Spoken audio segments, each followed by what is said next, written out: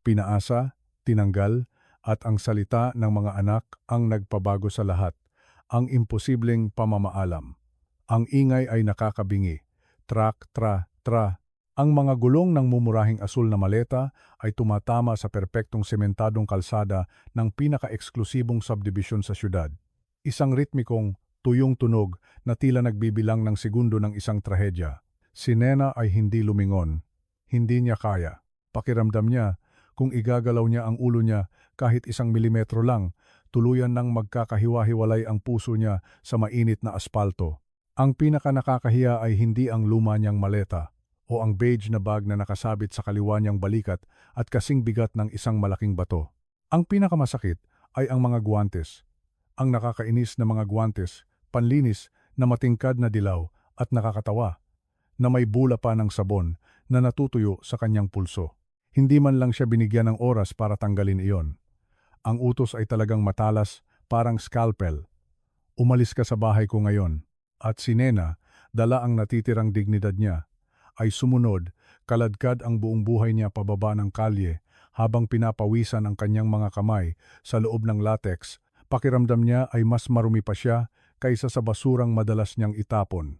Ang araw ng hapon ay mabigat, lumilikha ng mahahabang anino sa pagitan ng mga mansyon na may 3 palapag at mga hardin na parang golf course. Ito ay paraiso para sa mayayaman, pero para sa kanya sa sandaling iyon, ito ay isang pagal na disyerto. Ang mga luha niya ay tahimik na tumulo, dumulas sa kanyang baba at nagmantsa sa puting kwelyo ng asul niyang uniforme. Mama Nena! Ang sigaw ay hindi lang tunog, ito ay isang pagsabog. Binasag nito ang katahimikan ng residential area na parang salamin na bumagsak sa sahig. Natigilan si Nena, sumikip ang lalamunan niya. Kilala niya ang mga boses na iyon, mas kilala niya pa kaysa sa sarili niyang paghinga. Iyon ang mga boses na gumigising sa kanya tuwing umaga at humihingi ng chocolate milk. Iyon ang mga boses na bumubulong, "Natatakot ako kapag may bagyo. Huwag kang umalis, hintay." Binitawan ni Nena ang hawakan ng maleta. Ang kusa ay mas malakas pa kaysa sa utos na pagpapatalsik. Lumingon siya ng dahan-dahan at ang nakita niya ay nagpalamig sa dugo niya. Palapit na sina Ben at Tim ang mga bata niya. 2 kambal na may edad na 5 taon na nakasuot ng maikling pantalong linen at plansadong kamisa, pero ang kanilang mga mukha ay tila nabaluktot sa takot at pag-iyak.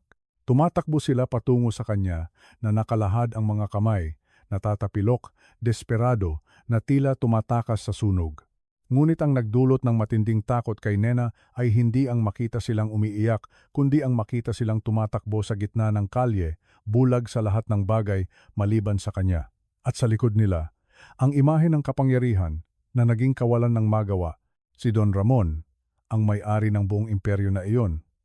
Ang taong nagpapagalaw ng milyon-milyon, sa isang tawag lang, ay tumatakbo sa likod ng kanyang mga anak na hindi maipinta ang mukha.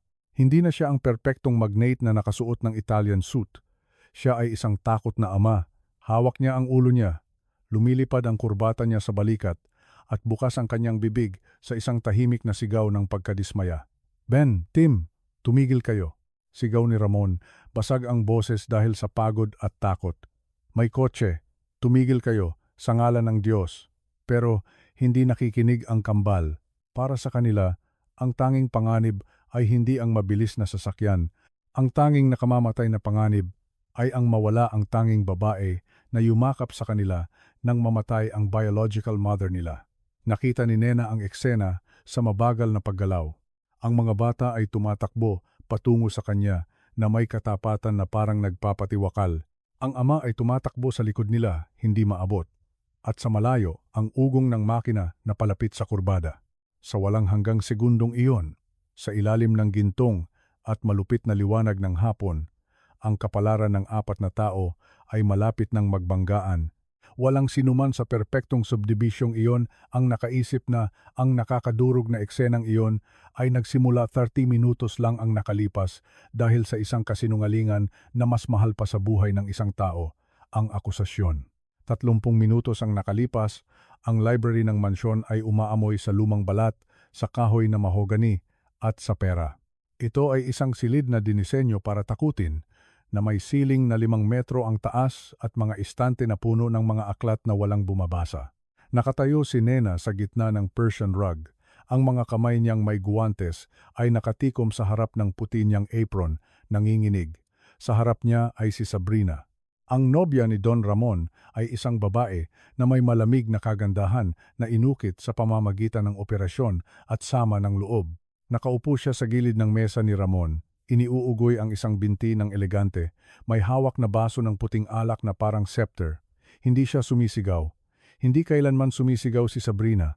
Ang lason niya ay banayad. Ibinibigay sa nakamamatay na dosis ng pagiging kalmado. Hindi ko na uulitin, Nena, sabi ni Sabrina habang tinitingnan ang perpekto niyang manicure. Ang gintong relo ko.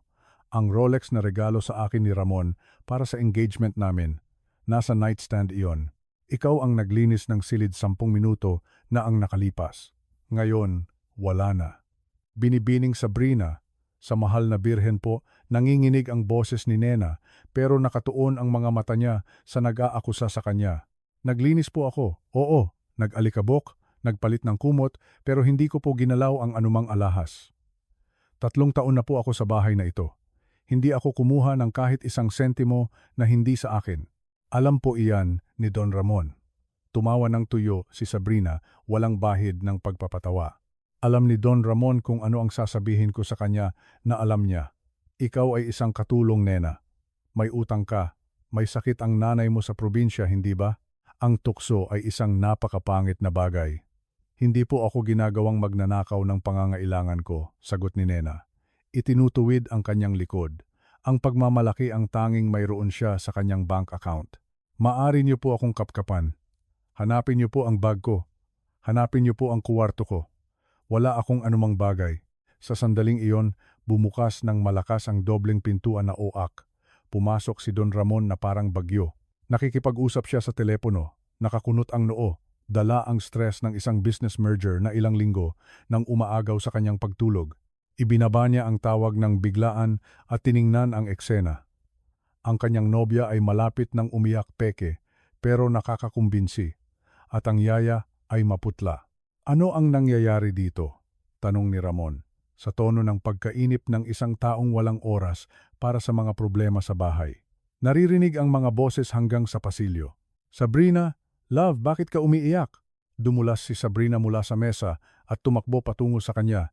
Inilibing ang mukha sa kanyang dibdib. Umiyak siya ng dramatiko. Isang tunog na perpektong na ensayo. Ay Ramon, napakasama. Pakiramdam ko hindi ako ligtas sa sarili kong bahay. Ano ang nangyari? Hinaplos ni Ramon ang buhok ni Sabrina, pero ang kanyang malamig na mga mata ay nakatitig kay Nena, naghahanap ng paliwanag. Ang relo, darling, bulong ni Sabrina. Tumingala na may mukha ng natatakot na utusan. Ang Rolex natin, nawawala. Kakalabas lang ni Nena sa silid at nang tanungin ko siya, naging aggressive siya. Sinabi niyang ako raw ang nagwala. Sumulong si Nena. Pakiramdam niya ay nasusunog ang lalamunan niya dahil sa kawalang katarungan. Iyon ay kasinungalingan, Ginoo. Hindi ko po kailanman sinabi iyon. Sinabi ko lang na hindi ko po iyon kinuha. Ginoo, kilala niyo po ako. Inalagaan ko po sina Ben at Tim simula nang sila ay sanggol pa. Ipinagkatiwala niyo po sa akin ang buhay nila. Sa tingin niyo po ba, magnanakaw ako ng relo? Pumikit si Ramon at nagbuntong hininga. Pagod na siya. Ilang buwan na siyang hindi nakakatulog ng maayos. Pinipilit ng mga investor at ngayon, ito, ang pagdududa ay hindi man lang tumawid sa isip niya. Para sa kanya, simple lang ang equation. Si Sabrina ay ang magiging asawa niya, isang babae na kabilang sa kanyang social class at hindi kayang magsinungaling para sa isang bagay na ganoon kaliit. Si Nena ay ang empleyado at ang mga empleyado sa kanyang cynical na karanasan ay laging nagkakamali. Bukod pa rito, ilang linggo na siyang binabalaan ni Sabrina tungkol kay Nena na tamad daw, na sobrang dikit daw ang mga bata sa kanya, na may nakikita raw siyang kakaiba, handang-handa na ang lupa. Kumalas si Ramon kay Sabrina at lumapit kay Nena. Ang presensya niya ay nakakapanghina, nakakasira. Nasaan iyon? Tanong niya sa mahina at mapanganib na boses. Wala po sa akin, Ginoo. Isinusumpa ko po sa buhay ng huwag kang manumpa, sigaw ni Ramon. Hinampas ang mesa ng palad niya. Ang tunog ay nagpatalon kay Nena. Huwag kang maglakas loob na manumpa sa bahay ko. Sawang-sawa na ako, sawang-sawa na sa mga problema, sawang-sawa na sa kawalang katapatan. Binigyan kita ng trabaho, binigyan kita ng bubong, at ganito ka magbayad, nagnanakaw sa babaeng magiging ina ng mga anak ko. Hindi po siya ang nanay nila, bulong ni Nena. Isang nakamamatay na pagkakamali na dulot ng sakit. Dumilim ang mga mata ni Ramon. Ang pangungusap na iyon ay tumama sa sensitibong bahagi. Alam niyang hindi tinatanggap ng mga bata si Sabrina at ang ipaalala iyon ni Nena sa sandaling iyon ay parang sampal. Tanggal ka na, sabi ni Ramon. Walang pagdududa sa boses niya. Ito ay isang pangwakas na hatol. Ginoo, pakiusap. Parating na po ang mga bata mula sa eskwelahan sa loob ng kalahating oras. Hayaan niyo po akong magpaalam man lang, magpaliwanag sa kanila. Huwag mong subukang lapitan ang mga anak ko. Itinuro ni Ramon si Nena. Ayokong impluwensyahan pa ng isang magnanakaw sina Ben at Tim nang higit pa sa ginawa mo na. Umalis ka na ngayon, sa sandaling ito. Pero ang mga gamit ko, kailangan ko pong magpalit ng uniforme. Tiningnan ni Nena ang dilaw niyang guwantes, ang asul niyang damit. Umalis ka ng ganyan, putol ni Sabrina, na may nakatagong ngiti ng tagumpay sa likod ng kamay ni Ramon. Kung papayagan ka naming pumasok sa kwarto mo, tiyak na may iba ka pang nanakawin. Padala na lang sa koreo ang luma mong mga basahan mamaya. Tumango si Ramon, bulag sa galit at pagod.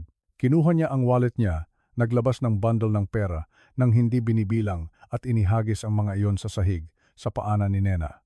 Ang mga papel ay nahulog ng magulo sa Persian rug.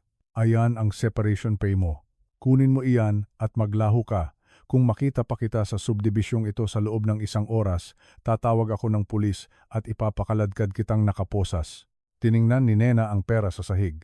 Mas malaki iyon kaysa sa kinikita niya sa loob ng 3 buwan. Pwede niyang kunin. Kailangan niya iyon.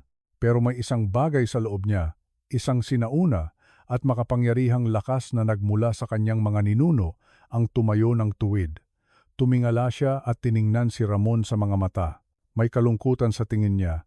Oo, pero walang hiya. Hindi ko po kailangan ng maruminyong pera, Don Ramon, sabi niya sa mahinang boses, na mas malakas pa kaysa sa mga sigaw niya. Sana po, ang relo na iyan ay magbigay sa inyo ng tamang oras kapag naintindihan niyo na ang pagkakamali na ginagawa niyo. Hindi para sa akin, kundi para sa mga anak niyo. Lumingon si Nena, kinuha ang maleta niya na nagkataong malapit sa pintuan ng serbisyo. Sinigurado ni Sabrina na handang-handa na ang lahat. Kinuha niya ang bag niya at umalis sa library. Naiwan si Ramon na humihingal, nakakaramdam ng kakaibang kawalan sa tiyan. Agad siyang niyakap ni Sabrina. Hinahalikan ang kanyang pisngi. Ginawa mo ang tama, my love. Napakatapang mo. Magkakaroon na tayo ng kapayapaan. Pero ang kapayapaan ay tumagal lang ng eksaktong 20 minuto. Iyon ang oras na kinailangan ng school bus para huminto sa harap ng pintuan at ang oras na kinailangan ng 2 bata para tumakbo papasok sa bahay na sumisigaw, Nena, Nena, tingnan mo ang ginuhit namin, para lang matagpuan ang nakakabinging katahimikan ng isang bahay na walang kaluluwa. At doon, nagsimula ang kaguluhan. Ang kasamaan ni Sabrina, ang pasilyo na patungo mula sa library hanggang sa malaking pintuan sa harap ay tila humaba, naging isang walang katapusang tunnel ng malamig na marmol at walang laman na echoes. Naglalakad si Nena na nakataas ang ulo, kahit na sa loob ay nanginginig ang mga binti niya na parang dahon sa hangin. Ang tunog ng sarili niyang mga yapak ay hindi niya kilala, malayo, na parang pag-aari ng ibang tao, isang babaeng hinatulan na nagmamarcha patungo sa scaffold. Hindi siya huminto para kunin ang pera. Ang mga lukot na papel ay naiwang nakakalat sa Persian rug bilang pangwakas na panlalait, isang patunay kung gaano kaunti ang halaga ng kanyang katapatan para sa taong pinaglingkuran niya ng may debosyon. Dala niya ang asul niyang maleta na gumugulong sa likuran niya at ang bag sa balikat, ngunit ang pinakabigat ay ang kawalan sa kanyang dibdib. Ang itim na butas na sandaling nakaraan ay tahanan ng katiyakan na mayroon siyang bahay at pamilya, kahit na ito ay hiram lang. Nang hawakan ng kanyang may guwantes na kamay ang tansong doorknob ng pangunahing pasukan, may naramdaman siyang presensya sa likuran niya. Hindi si Ramon. Ang pabango, isang nakakasulasok na pinaghalong imported na rosas at mamahaling musk ang tumama sa kanya bago ang boses. Si Sabrina iyon, Huwag kang magmadali, dear, bulong ni Sabrina. Ang tono niya ay wala na ang pagiging marupok at umiiyak na ipinakita niya sa library. Ngayon, puro yelo na ito, matalas at nanunuot. Lumingon si Nena ng dahan-dahan. Nakatayo si Sabrina ilang metro ang layo na nakapamaywang at may ngiti na hindi umaabot sa kanyang mga mata. Hindi na siya nagpapanggap. Ang maskara ng pagiging perpektong nobya ay nahulog, inihayag ang mapagkalkulang kalupitan na nakatago sa ilalim. Bakit? Tanong ni Nena. Basag ang boses sa hindi makapaniwala. Bakit po ganoon kasama, binibining Sabrina? Wala akong ginawang masama sa inyo. Mayroon na kayong lahat. Pera, kagandahan, isang mabuting lalaki. Bakit nyo sisirain ang isang simpleng kasambahay? Tumawa ng mahina si Sabrina, halos hindi naririnig, at sumulong pumasok sa personal na espasyo ni Nena. Ang mga mata niya ay kumikinang sa tagumpay na mali siya. Sa tingin mo, ito ay tungkol sa iyo? Umiling si Sabrina na parang nakikipag-usap sa isang batang mabagal umintindi. Ay, Nena, napakaliit mo para maging karapat-dapat sa galit ko. Hindi ito tungkol sa iyo. Ito ay tungkol sa kanila. Sa isang banayad na kumpas, itinuro ni Sabrina ang palapag sa itaas patungo sa mga kwarto ng mga bata na sa sandaling iyon ay walang laman. Ang mga bata, naramdaman ni Nena ang panginginig, pero mga anghel sila. Mga parasite sila. Pagbuga ni Sabrina at ang mukha niya ay nagbaluktot sa isang ngiwi ng totoong pandidiri. Maingay sila, malagkit at ang pinakamasama sa lahat, sila ang buhay na alaala ng patay na iyon ang unang asawa ni Ramon. Hindi ko balak hatiin ang buhay ko, ang mansyon ko o ang mana ko sa dalawang bata na hindi akin. At ikaw ang pangunahing problema. Nanlaki ang mga mata ni Nena, sa wakas ay naintindihan ang laki ng bitag. Ako ang proteksyon nila. Bulong ni Nena. Eksakto. Tumango si Sabrina. Tinatamasa ang kanyang tagumpay. Habang nandito ka at nagpapanggap na kapalit na ina, si Ramon ay kalmado. Sinasagot mo ang kakulangan nila. Sa pagmamahal, inaalagaan mo sila, binibigyan ng lambing, pinasasaya. Pero kung wala ka, Nena, magiging hindi sila matiis. Iiyak sila, sisigaw, magtatantrums. At walang pasensiya si Ramon. Siya ay businessman, hindi siya pang-diaper o pang-aliw sa gabi. Yumuko si Sabrina patungo sa tainga ni Nena, binaba ang boses hanggang sa naging parang venomous hiss. Gusto mong malaman kung ano ang mangyayari pagtawid mo sa pintuang iyan. Bukas mismo, sa umaga, aalis sina Ben at Tim. Aalis? Saan? Nagsimulang tumibok ng mabilis ang puso ni Nena. Sa isang boarding school sa Switzerland, inihayag ni Sabrina na may malupit na ngiti. Isang napakahigpit na lugar, napakalayo, kung saan nagtuturo sila ng disiplina at hindi nakakaabala. Handa na ang mga papel sa opisina ni Ramon. Kailangan ko lang ng excuse para pirmahan niya nang hindi nag-iisip. At ang pagnanakaw mo, dear, ang perpektong excuse. Ang stress ng pagnanakaw, ang pagkadismaya. Ngayong gabi, kapag pagod at galit siya, sasabihin ko sa kanya na ang tanging solusyon para maging ligtas at edukado ang mga bata, malayo sa impluensya ng magnanakaw na yaya, ay ang boarding school. At pipirmahan niya. Tumigil ang mundo ni Nena. Switzerland. Malayo sa ama nila, malayo sa bahay nila, malayo sa tanging pagmamahal na alam nila. Sina Ben at Tim, napakaliit, napakasensitibo, mamamatay sa kalungkutan. Si Ben ay nagbabangungot kung walang nakabukas na ilaw. Si Tim ay allergic sa nuts at walang ibang nakakaalam na magbasa ng maayos sa mga label kundi siya. Isa ka po bang halimaw? Sigaw ni Nena. Nalimutan ang kanyang posisyon, nalimutan ang takot, ang galit ng isang inang leon ang umangkin sa kanya. Sinubukan ni Nena na lampasan si Sabrina para bumalik sa library. Kailangan niyang sabihin kay Ramon. Kailangan niyang isigaw ang katotohanan kahit kaladkarin pa siya palabas. Don Ramon! Don Ramon, pakinggan niyo po ako. Sigaw ni Nena ng buong lakas. Ang boses niya ay umaalingaw-ngaw sa matataas na pader. Pero mas mabilis si Sabrina. Sa isang nakakagulat na lakas, itinulak niya si Nena patungo sa bukas na pintuan. At sa sandaling iyon, lumabas si Ramon sa dulo ng pasilyo mula sa library. Don Ramon, pakiusap. Pagmamakaawa ni Nena, kumakapit sa doorframe. Hindi po ito tungkol sa relo. Gusto niya pong ipadala ang mga bata sa boarding school. Galit po siya sa kanila. Pakiusap, pakinggan niyo po ako. Tumigil si Ramon. Ang mukha niya ay isang maskara ng bato at pagkadismaya. Tiningnan niya si Nena na nagkakagulo, sumisigaw ng mga bagay na para sa kanya ay walang kabuluhan. At pagkatapos ay tiningnan niya si Sabrina, na agad na nag-anyong biktimang natatakot, hawak ang kamay sa dibdib. Ramon, sa ngalan ng Diyos, sigaw ni Sabrina sa nanginginig na boses. Wala siya sa sarili, binabantaan niya ako. Sinasabi niyang kukunin niya ang mga bata, ang kasinungalingan ang pangwakas na blow. Tumigas ang panga ni Ramon. Hindi niya narinig ang babala tungkol sa boarding school. Ang narinig lang niya ay ang mga sigaw ng isang babaeng katatapos lang niyang tanggalin dahil sa pagnanakaw. Umalis ka sa bahay ko, sigaw ni Ramon. Itinuro ang labasan. At huwag ka nang bumalik kailanman. Ginoo, ang mga anak niyo. Huwag niyo po hayaang kunin sila. Sigaw ni Nena sa huling pagkakataon. Ang mga luha ay parang apoy sa kanyang mga mata. Sumulong si Ramon ng mahaba at galit na hakbang. Si Nena, sa kusa, ay umatras patungo sa porch. Umabot si Ramon sa pintuan at nang walang pagdududa, nang walang isang segundo ng pag-aatubili, isinara niya iyon. Blam! Ang tunog ng pagsasara ng malaking pintuan na oak ay pangwakas.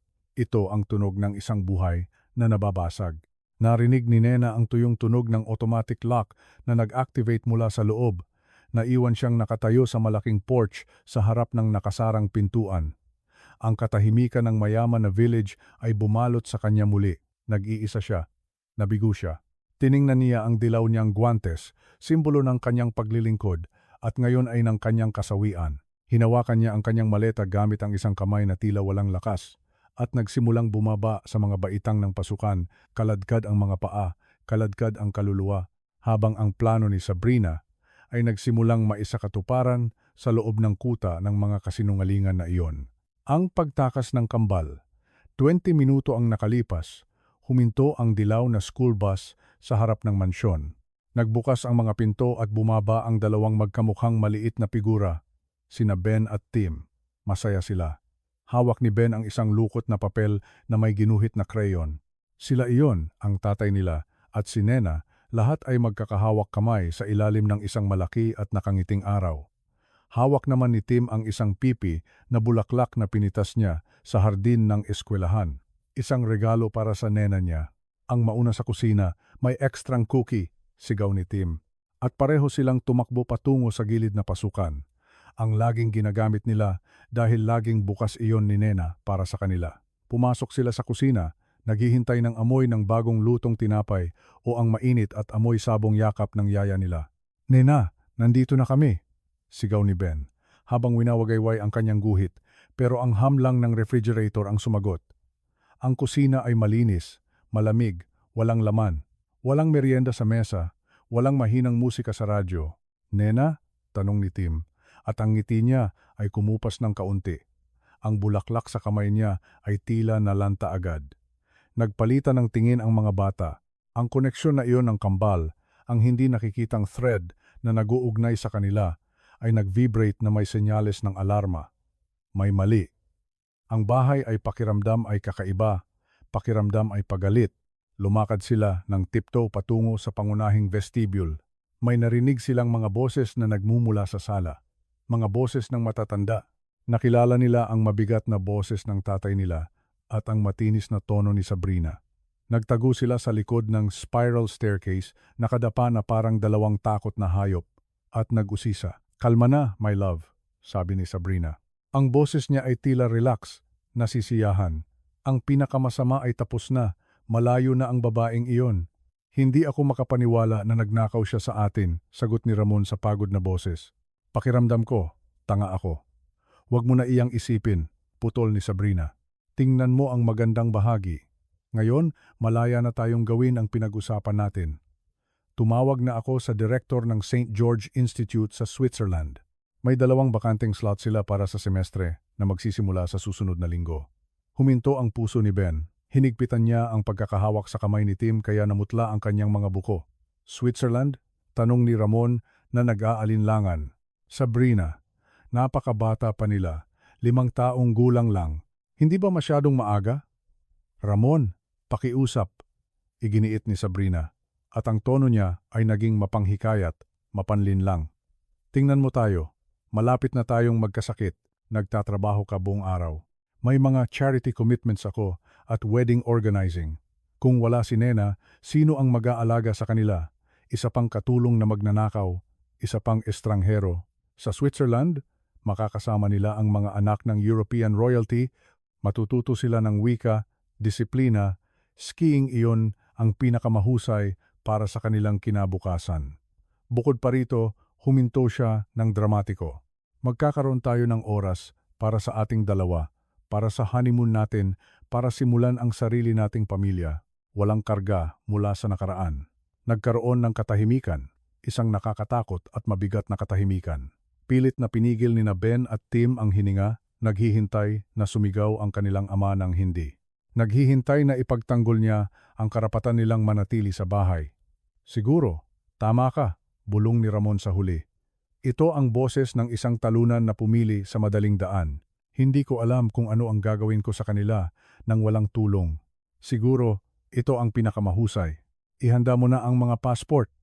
Akin ang tagumpay, sabi ni Sabrina nang may panggigipit. Bukas na bukas, dadalhin na natin sila sa airport. Sa tuktok ng hagdan, nagkawatak-watak ang mundo ng kambal. Umalis na si Nena.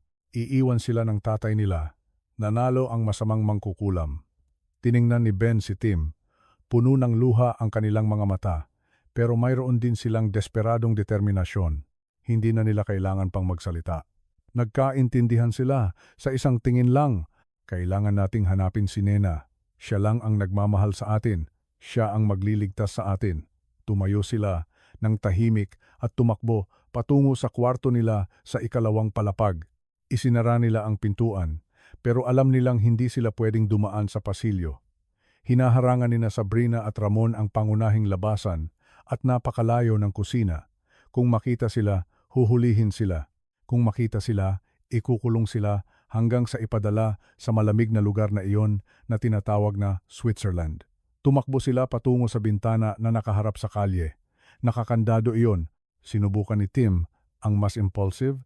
Nabuksan iyon, pero ang mekanismo ay nakabara dahil sa bagong pintura. Hindi bumubukas, iyak ni Tim. Hinahampas ang salamin ng kanyang maliliit na kamay. Tumingin si Ben sa kalye sa pamamagitan ng salamin. Sa malayo, pababa ng burol, nakita niya ang isang maliit na figura na nakasuot ng asul na nagkakalkal ng maleta. Ayun siya, sigaw ni Ben. Si Nena iyon. Umaalis na siya. Binalot sila ng takot. Kung kurbahin niya ang kanto, mawawala siya sa kanila habang buhay. Walang oras para mag-isip. Walang oras para maghanap ng susi. Kinuha ni Ben ang mabigat na metal lamp na hugis astronaut mula sa kanyang nightstand. Ito ay isang lamp na regalo sa kanila ni Ramon, pero hindi niya kailanman sinindihan. Umatras ka, utos ni Ben. Sa lahat ng lakas ng isang 5 taong gulang na bata, hinampas ni Ben ang metal base sa salamin ng bintana. Crash, hindi tuluyang nabasag ang salamin sa unang hampas, nagkalat lang na parang malaking sapot ng gagamba. Muli siyang humampas ni Ben, sumisigaw sa frustration at takot. Crash, sa pagkakataong ito, bumigay ang salamin. Bumagsak sa isang ulan ng kumikinang na piraso patungo sa harap ng hardin at sa loob ng silid. Tara na, sigaw ni Tim. Hindi nila inisip ang panganib. Hindi nila nakita ang matatalas na gilid na naiwan sa frame.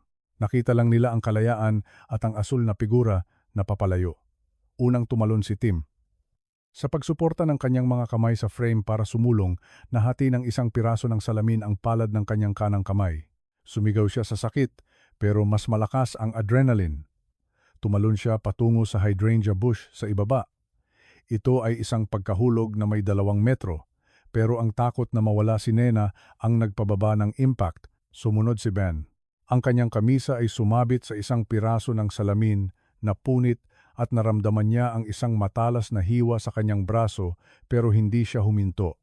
Bumagsak siya sa basang lupa sa tabi ng kanyang kapatid. Agad silang tumayo. Hindi pinapansin ang dugo na nagsisimulang dumumi sa kanilang mga damit, hindi pinapansin ang sakit sa kanilang mga tuhod na may gasgas. Takbo, sabay nilang sigaw. Tumakbo sila mula sa hardin, tumawid sa wrought iron gate, na swerteng naiwang bahagyang bukas ng hardinero at tinapakan ng mainit na sementadong kalsada. Mama Nena, sigaw nila, na parang sasabog ang kanilang baga. Iyon ang sigaw na nag-alerto kay Ramon sa loob ng bahay. Ang tunog ng kanyang mga anak na hindi naglalaro kundi sumisigaw sa matinding sakit. Sa kalye, huminto si Nena. Nakita ng kambal na lumingon siya at pagkatapos ay tumakbo sila ng mas mabilis kaysa dati. Hindi sila tumatakbo patungo sa isang yaya. Tumatakbo sila patungo sa kanilang buhay. Tumatakbo sila na nakalahad ang mga bisig, dumudugo, umiiyak, hinahanap ang tanging kanlungan na natitira sa kanila sa isang mundong katatapos lang na magtaksil sa kanila. At sa likod nila, bumukas ng malakas ang pintuan ng mansyon at tumakbo palabas si Ramon na intindihan ng huli na ang tunay na kayamanan ng kanyang buhay ay hindi nasa safe, kundi tumatakbo ng walang sapin sa paa sa mainit na aspalto papalayo sa kanya. Ang pagbubunyag, ang twist, sa kalye. Ang impact ay pisikal, brutal, at puno ng desperadong lambing. Walang oras si Nena na mag-isip o suriin ang mga kahihinatnan o alalahanin na ilang minuto lang ang nakalipas ay tinrato siyang parang kriminal sa bahay ding iyon. Nang makita sina Ben at Tim na tumatakbo patungo sa kanya, na ang mga mukha ay naliligo sa luha at may mantsa ng dugo, ang katawan niya ay nagreaksyon sa muscle memory ng pagiging ina. Binitawan niya ang asul na maleta na bumagsak sa sidewalk at lumuhod sa nagbabagang aspalto. Hindi niya inalintana ang matinding sakit sa kanyang mga tuhod nang tumama sa matigas na semento. Ang mga braso niya ay kusa na bumukas, na parang pakpak ng isang ibon na sumusubok na protektahan ang kanyang mga anak mula sa isang paparating na bagyo. "Mga bata ko, mga anak ko," sigaw ni Nena. Ang boses niya ay nasakal ng hikbi na nanggagaling sa dibdib. Bumangga sa kanya ang kambal nang may lakas ng isang maliit na bagyo. Hindi sila huminto, sumalampak sila sa kanyang dibdib. Inilibing ang kanilang mga mukha sa starch na tela ng kanyang uniforme, kumapit sa kanyang leeg, sa kanyang mga balikat, saan man sila makakapit para hindi sila madala ng agos ng pag-iwan na naramdaman nila. "Huwag kang umalis, huwag mo kaming iwan," sigaw ni Tim. Ang kanyang matinis na boses ay nababasag sa isang hindi maintindihang pakiusap. Niyakap sila ni Nena ng mahigpit, pumikit, habang nararamdaman ang maliliit na katawan na nanginginig ng marahas sa kanya. Ngunit pagkatapos ay may naramdaman siyang basa at malagkit sa kanyang mga kamay. Binuksan niya ang kanyang mga mata at binalot siya ng takot. Ang dilaw niyang guwantes panlinis ang mga iyon na kumakatawan sa kanyang mababang status ay nagiging crimson red. "Dugo!"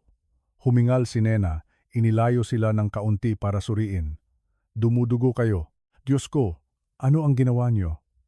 May malalim na hiwa si Ben sa kanyang braso, isang bukas na pulang linya kung saan napunit ang kamisa. Ang mga kamay ni Tim ay puno ng maliliit na hiwa, at ang kanyang mga tuhod na nagasgas sa pagkahulog sa hardin ay dumudugo sa kanyang puting medyas.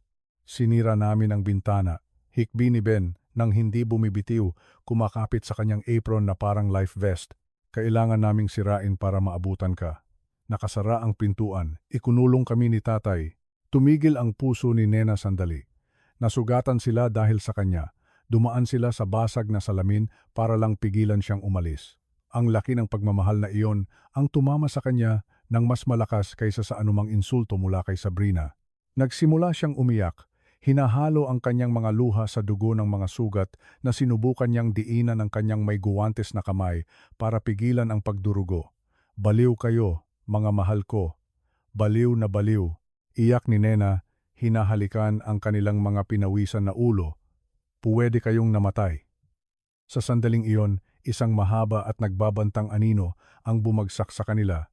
Ang tunog ng mga sapatos na gawa sa mamahaling balat na humahampas ng nagmamadali sa aspalto ay huminto sa tabi nila.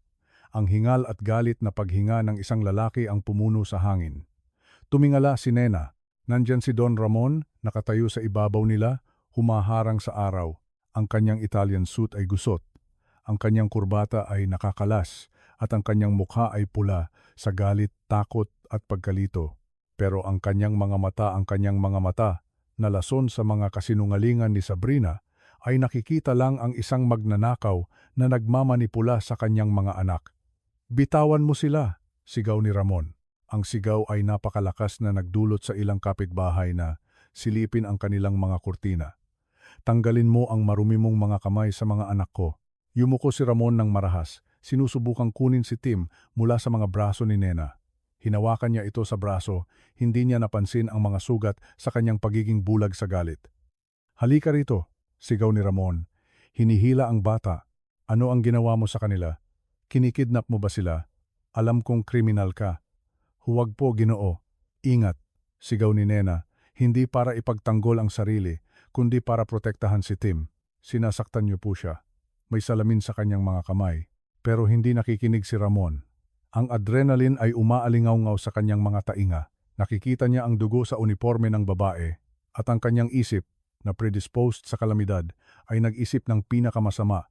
Naisip niyang sinaktan niya ang mga ito, na kinaladkad niya ang mga ito.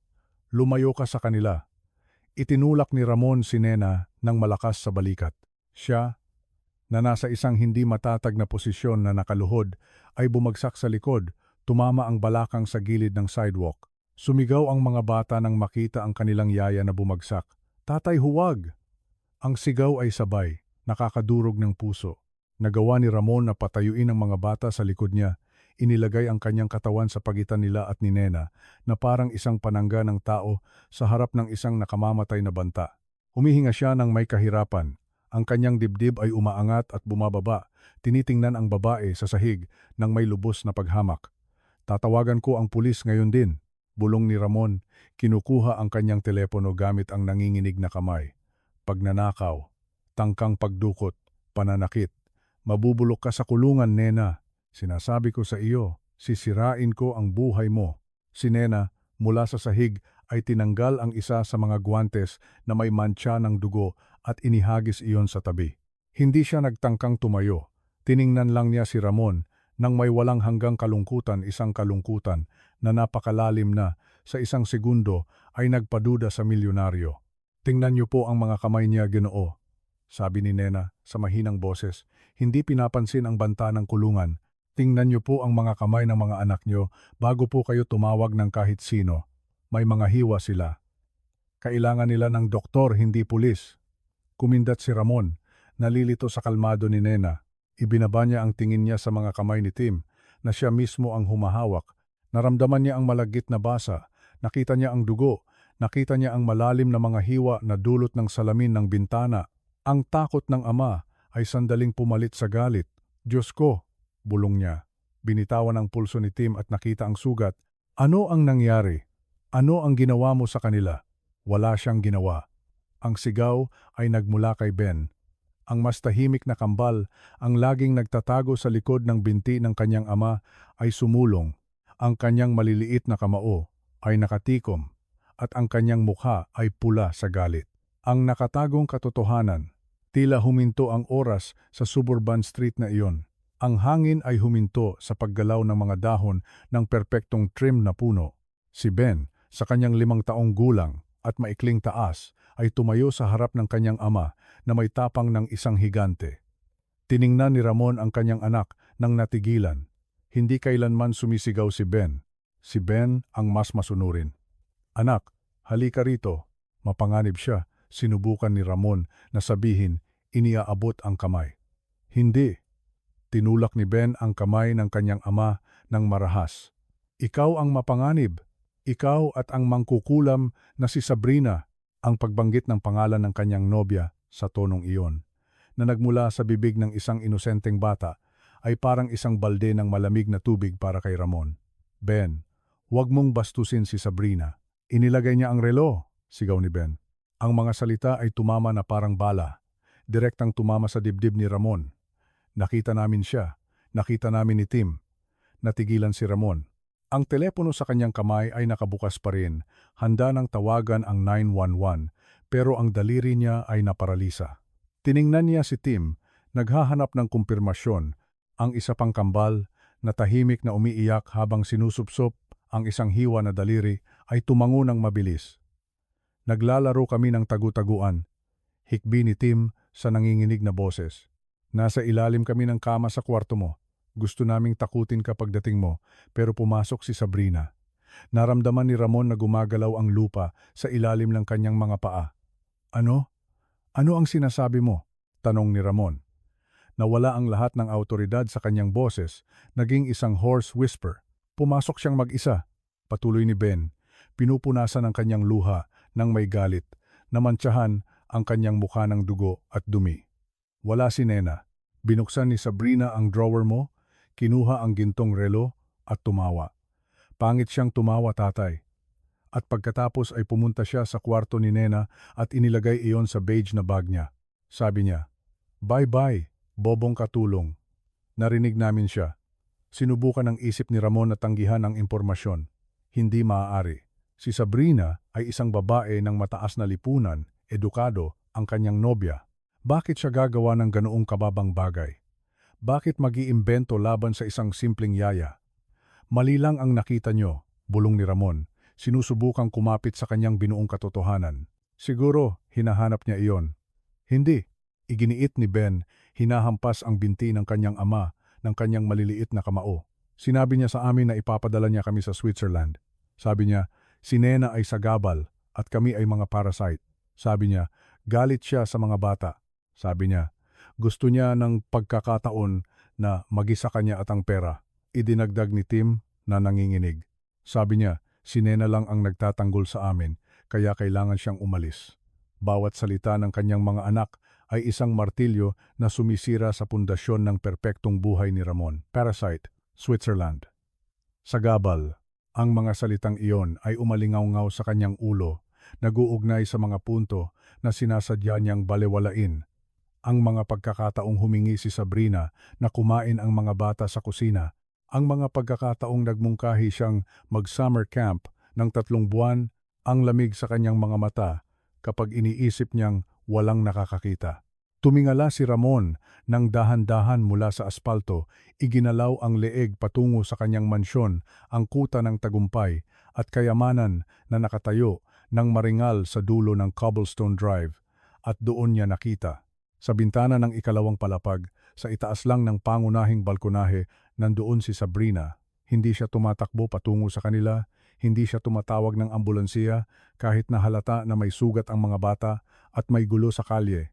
Nakatayo siya, walang kagalaw-galaw, na may isang kamay na nakasuporta sa window frame at ang isa pa ay may hawak ng baso ng puting alak. Malaki ang distansya, pero ang linaw ng araw at ang perpektong paningin ni Ramon ay nagpahintulot sa kanya na makita ang ekspresyon niya. Walang pag-aalala, walang pagkabalisa, may pagkainis. Tinitingnan niya ang eksena na parang nanonood ng isang nakakainis na TV show at naghihintay na matapos ang mga commercial. Nang makita ni Ramon na tinitingnan siya, hindi bumati o kumilos si Sabrina. Basta lang siya lumingon ng elegante at isinara ang mabibigat na kurtinang velvet na wala sa paningin. Ang kumpas na iyon ang simpleng pagkilos ng pagsasara ng kurtina sa harap ng dugo ng kanyang mga anak, ang pangwakas na patunay. Mas matibay kaysa sa anumang security video, mas malakas kaysa sa anumang pag-iisa. Naramdaman ni Ramon ang matinding pagduduwal. Natutulog siya kasama ang kalaban. Malapit na niyang ibigay ang kanyang mga anak sa isang babaeng humahamak sa kanila at pinalayas niya ang tanging tao na sumugod sa sahig, sinira ang kanyang mga tuhod para saluhin sila. Ibinaba niya ang tingin kay Nena. Nakaupo pa rin siya sa sahig na may marumi at punit na uniforme, pero hindi na siya umiiyak para sa sarili niya. Pinupunit niya ang isang piraso ng sarili niyang puting apron para bendahihin ang kamay ni Tim, hindi pinapansin ang sakit ng kanyang hip na tinamaan. "Bakit hindi mo sinabi sa akin na binabantaan niya sila?" tanong ni Ramon sa basag na boses. Lumuluhod sa harap niya, hindi bilang isang boss, kundi bilang isang talunan na lalaki. Tumingala si Nena. Ang kanyang kayumangging mga mata, malinis at tapat, ay nakatitig sa kanya. "Sinubukan ko po, Don Ramon. Sa pasilyo, isinigaw ko po sa inyo na gusto niya silang ipadala sa boarding school. Isinigaw ko po na nasa panganib ang mga bata." Huminto si Nena at nagbuntong hininga, isang nanginginig na paghinga, pero isinara niyo po ang pintuan. Pinili niyo po siyang paniwalaan dahil mabango siya sa mamahaling pabango at ako, amoy labada. Ang pangungusap ay tumagos kay Ramon na parang sibat. Totoo iyon, ang kanyang classism, ang kanyang kayabangan, ang kanyang sinasadyang pagiging bulag ay halos sumira sa kanyang pamilya. Tiningnan niya ang mga kamay ni Nena, ang mga kamay na rough dahil sa pagtatrabaho, na ngayon ay hawak ng may walang hanggang pagkaingat ang sugat na kamay ng kanyang anak. Ang mga kamay na iyon ay hindi kailanman nagnakaw ng anuman. Nagbigay lang sila. Tatay, bulong ni Tim.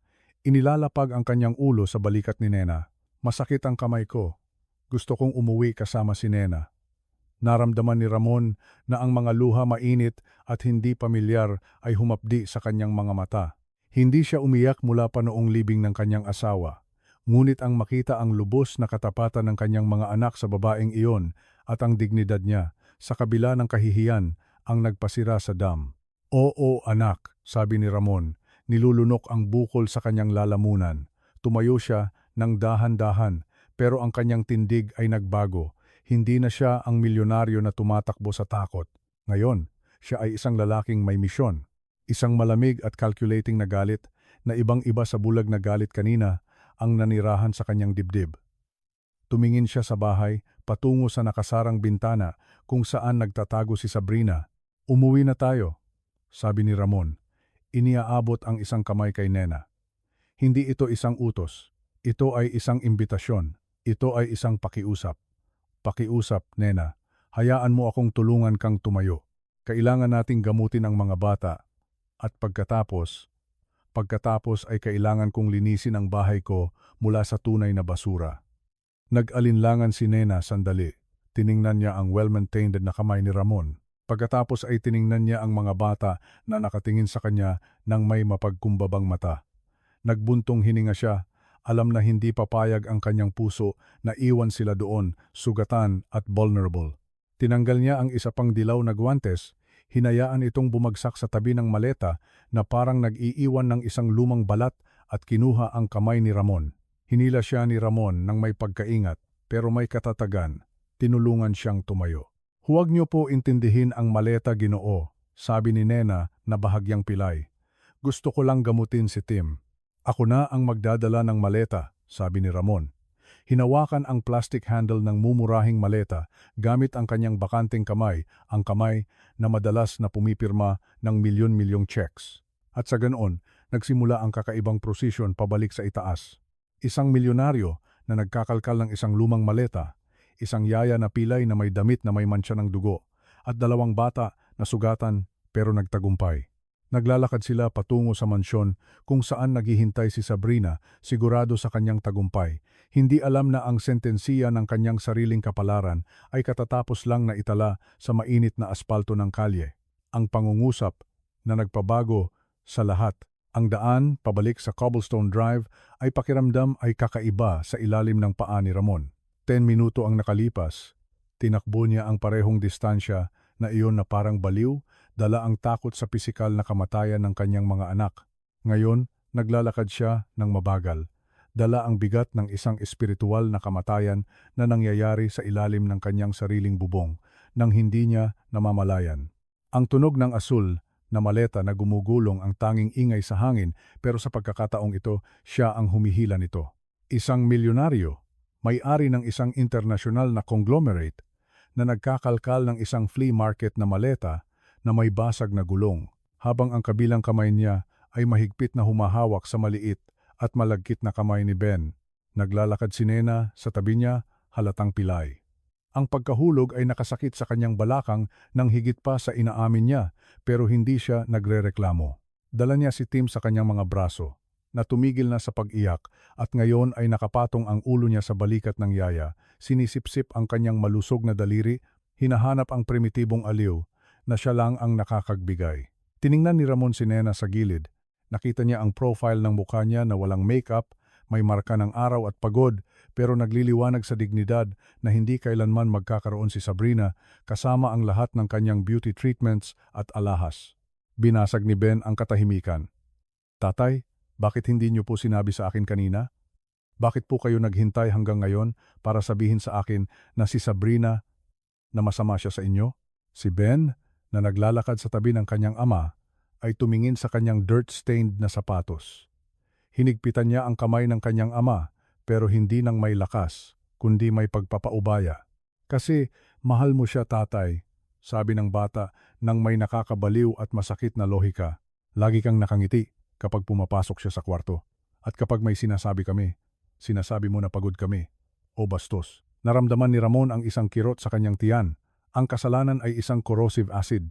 Akala ko, sinusubukan kanyang turuan. Bulong ni Ramon, mas para sa sarili niya kaysa sa bata.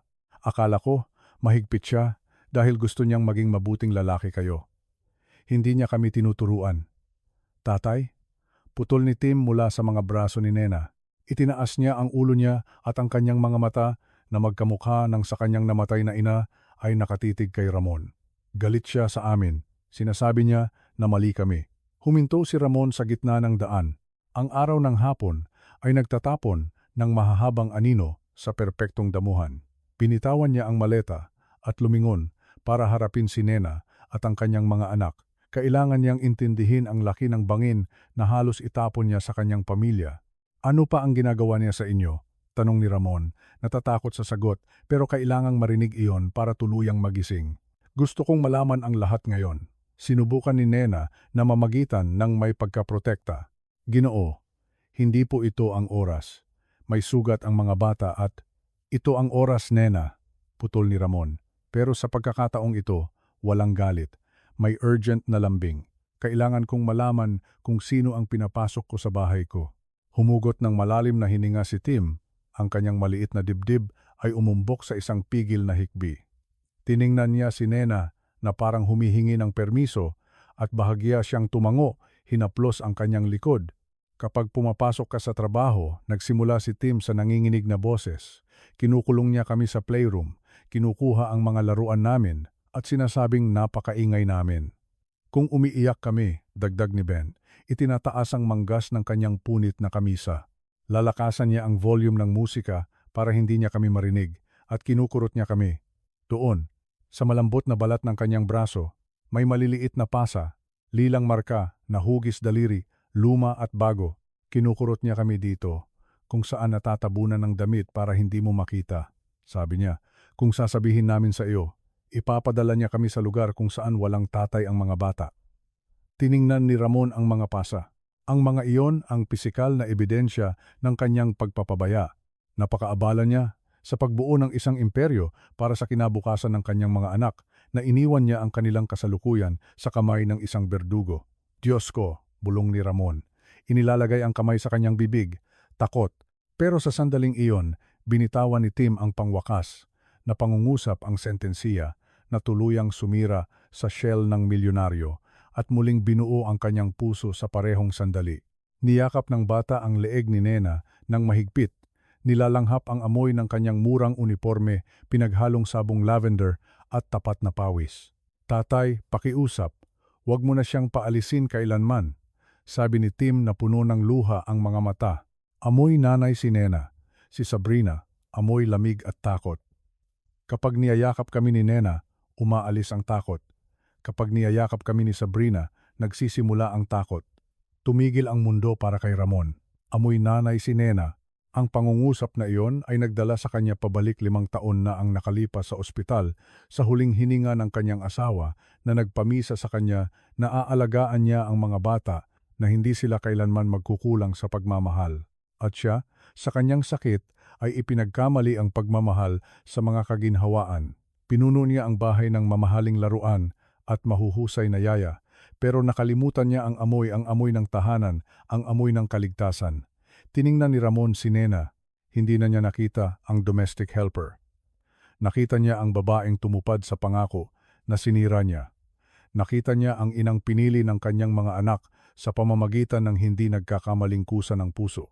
Amoy nanay siya, inulit ni Ramon sa isang bulong, at isang nag-iisa, mabigat at nagniningas na luha ang gumulong sa kanyang pisngi. Ito ang unang pagkakataon na nakita siyang umiyak ng kanyang mga anak. Ang katahimikan na sumunod ay sagrado. Ang hangin ay gumalaw sa mga tuktok ng puno. At sa unang pagkakataon sa loob ng maraming taon, naramdaman ni Ramon na nakahinga siya ng totoo. Ang blindfold ay tuluyang natanggal. Ang imahe ni Sabrina sa bintana walang pakialam at malupit ay nagpatong sa imahe ni Nena sa sahig, dumudugo para sa kanyang mga anak. Ang pagpili ay wala na, ang katotohanan na lang ang natitira. Pinunasan ni Ramon ang kanyang luha sa likod ng kanyang kamay. at tiningnan ang kanyang mga anak ng may bagong tindi. Isinusumpa ko sa inyo, sabi niya sa matatag na boses, isang pangako ng dugo. Ipinapangako ko sa alaala ng inyong ina na wala nang mananakit sa inyo. Hindi na kayo kailanman matatakot sa sarili ninyong bahay. Kinuha niya muli ang maleta pero sa pagkakataong ito, inangat niya iyon sa hangin gamit ang isang kamay na parang wala itong bigat, na parang sa pag-angat niya rito ay iniaangat din niya ang bigat ng kanyang mga pagkakamali. Tara na, sabi niya. May lilinisin tayo, at hindi ko ang bahay ang tinutukoy ko. Ang pagbabago. Ang pagpasok sa mansyon ay hindi isang tagumpay, pero ito ay makapangyarihan. Ang pangunahing pintuan na oak na isinara ni Sabrina nang may labis na kasiyahan kanina ay bumukas ng malawak sa desididong pagtulak ni Ramon. Ang vestibule ay kahanga-hanga, mga sahig na Italian marble, isang 2 metrong crystal chandelier na nakabitin sa ceiling, at isang dobleng hagdanan na sumisigaw ng karangyaan. Pero nang hapong iyon, ang luho ay sinalakay ng katotohanan. Unang pumasok si Ramon, inilapag ang lumang maleta ni Nena sa gitna lang ng vestibule, sa ibabaw ng family crest na nakatago sa sahig. Sinira ang perpektong aesthetic ng lugar. Sa likod niya, pumasok si Nena na pilay, maingat na ibinaba si Tim mula sa kanyang mga braso. Huling pumasok si Ben, tumitingin sa paligid nang may pagdududa na parang naghihintay na umatake ang mga pader. Upo kayo diyan, utos ni Ramon. Itinuro ang isa sa malinis na puting velvet sofas na nagdekorasyon sa pasukan. Ang mga iyon ay mga sofas na pang-display, mga muebles na walang pinapayagan na gumamit. Nag-alinlangan si Nena. Ginoo, marumi po kami. May dugo at lupa. Mamansahan po namin ang velvet. Ang velvet? Sigaw ni Ramon, ang kanyang boses ay umaalingaw-ngaw sa kupola. Iyan ay muebles, Nena. Mas mahalaga ang mga anak ko kaysa sa muebles. Upo kayo. Sumunod si Nena, umupo ng may hiya sa gilid, habang sina Ben at Tim ay dumikit sa kanya na parang mga limpet. Ang dugo sa mga tuhod ni Tim ay agad na namantsahan ang puting tela, nag-iwan ng matingkad na pulang marka. Tiningnan ni Ramon ang mancha at hindi nakaramdam ng galit, kundi ginhawa. Ang mancha na iyon ay totoo. Ang mancha na iyon ay buhay. Aling Rosa, Manang Juana, sigaw ni Ramon patungo sa pasilyo ng serbisyo. 2 katulong ang lumabas na tumatakbo, natatakot sa mga sigaw. Nang makita ang eksena ang gulo na boss, ang sugat na mga bata, ang pinatalsik na yaya na nakaupo sa ipinagbabawal na sofa, natigilan sila. Dalhin niyo ang first aid kit, ang malaki, at maligamgam na tubig at malinis na tuwalya. Ngayon din, utos niya. Tumakbo ang mga babae para sumunod. Hindi naghintay si Ramon. Tinanggal niya ang jacket ng kanyang labing 3,000 na suit at inihagis iyon sa sahig nang walang pakialam. Itinaas niya ang manggas ng kanyang puting kamisa, tinanggal ang gintong cufflinks at inilapag ang mga iyon sa isang side table. Nang bumalik si Aling Rosa na may dalang first aid kit, inagaw iyon ni Ramon mula sa kamay niya. Iwan niyo kami. Pumunta kayo sa kusina at maghintay ng instruksyon. Lumuhod si Ramon sa harap ng sofa. Hindi siya yumuko. Lumuhod siya ng diretso sa matigas na marmol, naging kasing daas ng mga mata ni Nena at ng mga bata. Binuksan niya ang metal box at kinuha ang disinfectant at gauze. Hayaan niyo na po akong gumawa, Ginoo. Hindi po kayo marunong. Nagsimula si Nena, sinusubukang kunin ang cotton. Ang kanyang kusa na maglingkod ay aktibo pa rin. Sa kabila ng lahat, pinigilan ni Ramon ang kamay niya nang may pagkaingat. Ang kanyang haplos ay mainit, matatag tao. Hindi, Nena, sabi niya. Tinitingnan siya ng diretso sa mata. Ginawa mo na ang parte mo, iniligtas mo sila. Ikaw ang tumanggap ng blow. Ngayon, ako naman. Ako ang kanilang ama. Tungkulin kong gamutin sila. Inalis ni Nena ang kanyang kamay nang nagulat. Nakita niya sa mga mata ni Ramon ang isang bagay na hindi niya kailanman nakita sa 3 taon niyang pagtatrabaho doon, pagpapakumbaba. Ang great sir, ang hindi mahawakan na lalaki, ay nakaluhod sa kanilang paanan, handang maglinis ng mga sugat. Kinuha ni Ramon ang paa ni Tim nang may matinding pagkaingat. Binasa niya ang cotton sa antiseptic. Medyo masakit ito, champion, bulong ni Ramon. Mahina siyang huminga sa nagasgas na tuhod habang nililinis ang dugo at lupa. Sumimangot si Tim, pero hindi umiyak. Na-fascinate siya na tinitingnan ang kanyang tatay. Hindi niya kailanman nakita siyang ganoon kalapit, ganoon kapokus sa kanya. Tatay, sabi ni Tim ng mahina. Marunong ka bang manggamot? Natututo ako anak, sagot ni Ramon sa basag na boses. Marami akong natututunan ngayon. Patawarin mo ako sa hindi pagiging nandito para gamutin ka kanina. Nilinis ni Ramon ang bawat sugat. Binalutan ang kamay ni Tim ng may surgical care, naglagay ng band-aid sa hiwa sa braso ni Ben. At pagkatapos ay gumawa siya ng isang bagay na hindi inaasahan. Kinuha niya ang mga kamay ni Nena. Sinubukan ni Nena na bawiin ang mga iyon dahil sa kahihiyan. Ang kanyang mga kamay ay pula, rough, may maiikling kuko at walang polish, napakaiba sa perpektong manicure na kamay ni Sabrina. Ginoo, marumi ang mga kamay ko. Ang mga kamay mo ang pinakamalinis sa bahay na ito, Nena, sabi ni Ramon. Sinusuri ang mga palad ng yaya. Nakita niya ang maliliit na hiwa na ginawa niya sa kanyang sarili nang bumagsak at ang irritated na balat dahil sa mga kemikal panlinis. Ang mga kamay na ito ang humawak sa pamilya ko nang binitawan ko sila. Kinuha ni Ramon ang isang basang tuwalya at nagsimulang linisin ang mga kamay ni Nena. Nilinis niya ang bakas ng dugo ng mga bata, nilinis niya ang alikabok ng kalye. Ginawa niya iyon ng may halos relihiyosong paggalang. Ito ay isang pagkilos ng pagsisisi ang boss na naghuhugas ng kamay ng katulong. Ang social hierarchy ay natunaw sa 1 metro kwadrado ng pagiging malapit at pinagsamang sakit. Patawarin mo ako, Nena, sabi ni Ramon. Hindi iniaalis ang tingin sa kanyang mga kamay. Ako ay bulag, isang mayabang na idiot. Hinusgahan kita base sa uniforme mo at hindi ko nakita ang puso mo. Inakusahan kitang magnanakaw. Gayong ang tanging ninakawan ay ikaw ninakawan ng iyong dignidad. Naramdaman ni Nena na bumalik ang luha sa kanyang mga mata. Pero sa pagkakataong ito, hindi iyon dahil sa kalungkutan. Hindi niyo po kailangang humingi ng tawad, Ginoo. Wag lang po kayong lumayo sa kanila.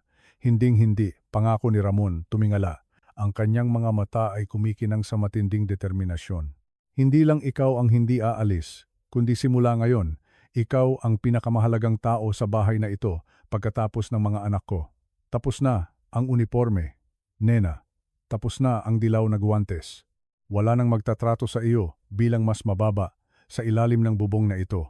Sa sandaling iyon, ang tunog ng matataas na takong ay umalingaw-ngaw sa itaas ng hagdan. Clack, clack, clack. Isang mabagal, sinasadyang ritmo. Sina Ramon, Nena, at ang mga bata ay tumingala ng sabay-sabay. Nandoon si Sabrina sa landing ng hagdan, mukhang perpekto sa isang cream-colored silk dress. Inayos niya ang makeup niya at may hawak na bagong baso ng alak. Tiningnan niya ang eksena ng may pinaghalong pagpapatawa at paghamak. Ang maleta ay nakakalat, ang sofa ay may mansa, si Ramon ay nakaluhod sa harap ng yaya. Anong eksenang nakakaantig? Sabi ni Sabrina. Ang kanyang boses ay tumutulo sa sarcasm. Nakikita kong ibinalik mo ang basura, Ramon. Naawa ka ba? O nagtantrum ang mga bata para kumbinsihin ka? Ang mga bata ay nagtensyon, kumapit kay Nena. Bumalik ang takot sa kanilang mga mata. Dahan-dahang binitawan ni Ramon ang mga kamay ni Nena at tumayo. Tumayo siya ng mabagal, na parang isang predator na tumutuwid bago umatake. Wala nang pagdududa sa kanyang tindig, wala nang pagod, tanging ang nakakatakot na kalmado ng isang lalaki na natagpuan ang kanyang layunin at malapit nang magpatupad ng hustisya. Bumaba ka, Sabrina, sabi ni Ramon. Ang boses niya ay hindi sigaw. Ito ay isang mababang, flat na tono na mas nakakatakot kaysa sa anumang sigaw. Bumaba ka rito. Kailangan nating pag-usapan ang relo at ang Switzerland. Ngumiti si Sabrina. Naniniwala na siya pa rin ang may kontrol. Naniniwala na maaari niyang manipulahin ang sitwasyon tulad ng laging ginagawa niya. Nagsimula siyang bumaba sa mga baitang. Hindi alam na bawat hakbang ay naglalapit sa kanya, hindi sa isang negosasyon, kundi sa kanyang pangwakas na sentensiya. Ay, darling, wag mong sabihing naniwala ka sa mga kasinungalingan niya. Nagsimula siyang sabihin habang bumababa ng may tindig ng isang reyna. Hindi sumagot si Ramon. Naghintay lang siya. Ang pagbabago ay kumpleto na. Ang bulag na milyonaryo ay namatay sa kalye. Ang Lion Father ay ipinanganak sa vestibule. At ang biktima ay naglalakad ng diretso patungo sa kanya, ang paghaharap. Tinapos ni Sabrina ang pagbaba sa huling baitang ng kahangahangang spiral staircase. Ang kanyang mga stiletto heels ay umalingaw-ngaw sa marmol ng may awtoridad na hindi na niya hawak kahit na hindi pa niya alam. Huminto siya ilang metro mula sa sofa na may isang kamay sa kanyang balakang at ang isa pa ay may hawak ng baso ng alak, pinagmamasdan ang larawan ng pamilya na may ngiwi ng pagkadismaya na halos hindi niya maitago. Para sa kanya, ang eksena ay nakakaawa. Ang pinakamakapangyarihang lalaki sa lungsod, nakaluhod sa tabi ng isang yaya at dalawang maruming bata. Ramon, pakiusap, sabi ni Sabrina. Sinira ang tense silence sa isang tono ng pagkainis. Tumayo ka diyan, sinisira mo ang 3,000 na suit mo at paalisin mo na ang babaeng iyan bago pa niya dumihan ng higit pa ang upholstery. Hindi ba natapos na natin ang chapter na ito? Hindi agad tumayo si Ramon. Naglaan siya ng isang segundo, isang mahaba at nakakatakot na segundo para tingnan si Sabrina mula sa ibaba. Sa unang pagkakataon, hindi niya ito nakita sa pamamagitan ng filter ng pagnanasa o kaginhawaan sa lipunan. Nakita niya ito nang may brutal na linaw.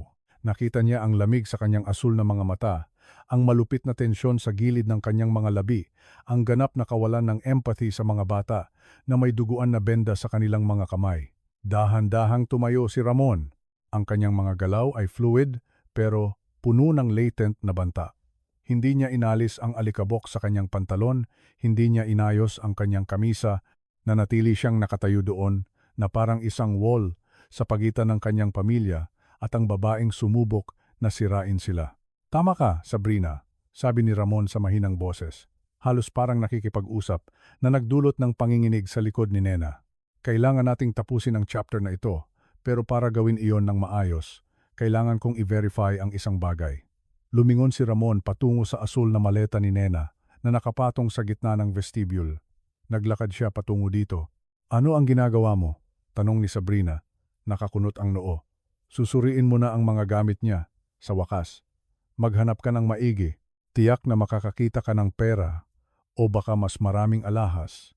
Ang mga taong iyan ay parang mga magpiye. Kumikinang ang mata sa mga hindi kanila.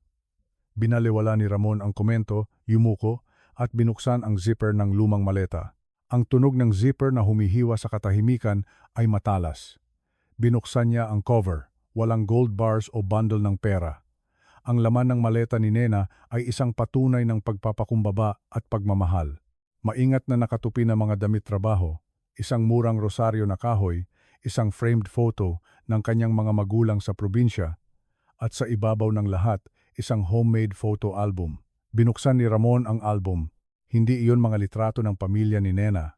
Iyon ay mga litrato ni Ben at Tim, mga litrato ng kanilang mga unang hakbang, mga litrato ng kanilang birthday, mga litrato ng kanilang pagtulog. Hindi nagdadala ng mga bagay na may monetary value si Nena. Dinadala niya ang mga alaala ng mga bata na minamahal niya na parang sarili niya. Naramdaman ni Ramon ang bukol sa lalamunan, pero nilunok niya iyon. Inilagay niya ang kanyang kamay sa gilid na bulsa ng beige na bag na nandoon din ang bag na tinukoy ni Ben. Nahawakan ng kanyang mga daliri ang malamig na metal. Kinuha niya iyon. Ang Rolex na ginto at diamante ay kumikinang ng obscene sa ilalim ng liwanag ng chandelier, kaibahan sa kasimplehan ng mga gamit ni Nena. Aha! Sigaw ni Sabrina nang may tagumpay, sumulong at itinuro ang kanyang French manicured na daliri. Alam ko na, nandyan iyan. Napakatalino mo, my love. Nahuli mo siya red-handed. Lumingon si Sabrina kay Nena na may ngiti ng isang predator. At ngayon, ano ang sasabihin mo, Mosquita Muerta? Na lumabas iyan diyan sa pamamagitan ng mahika? Magnanakaw. Dapat nakapusas ka na. Ibinaba ni Nena ang kanyang ulo. Nahihiya hindi dahil sa pagnanakaw na hindi niya ginawa, kundi dahil sa matinding puot ng babaeng iyon.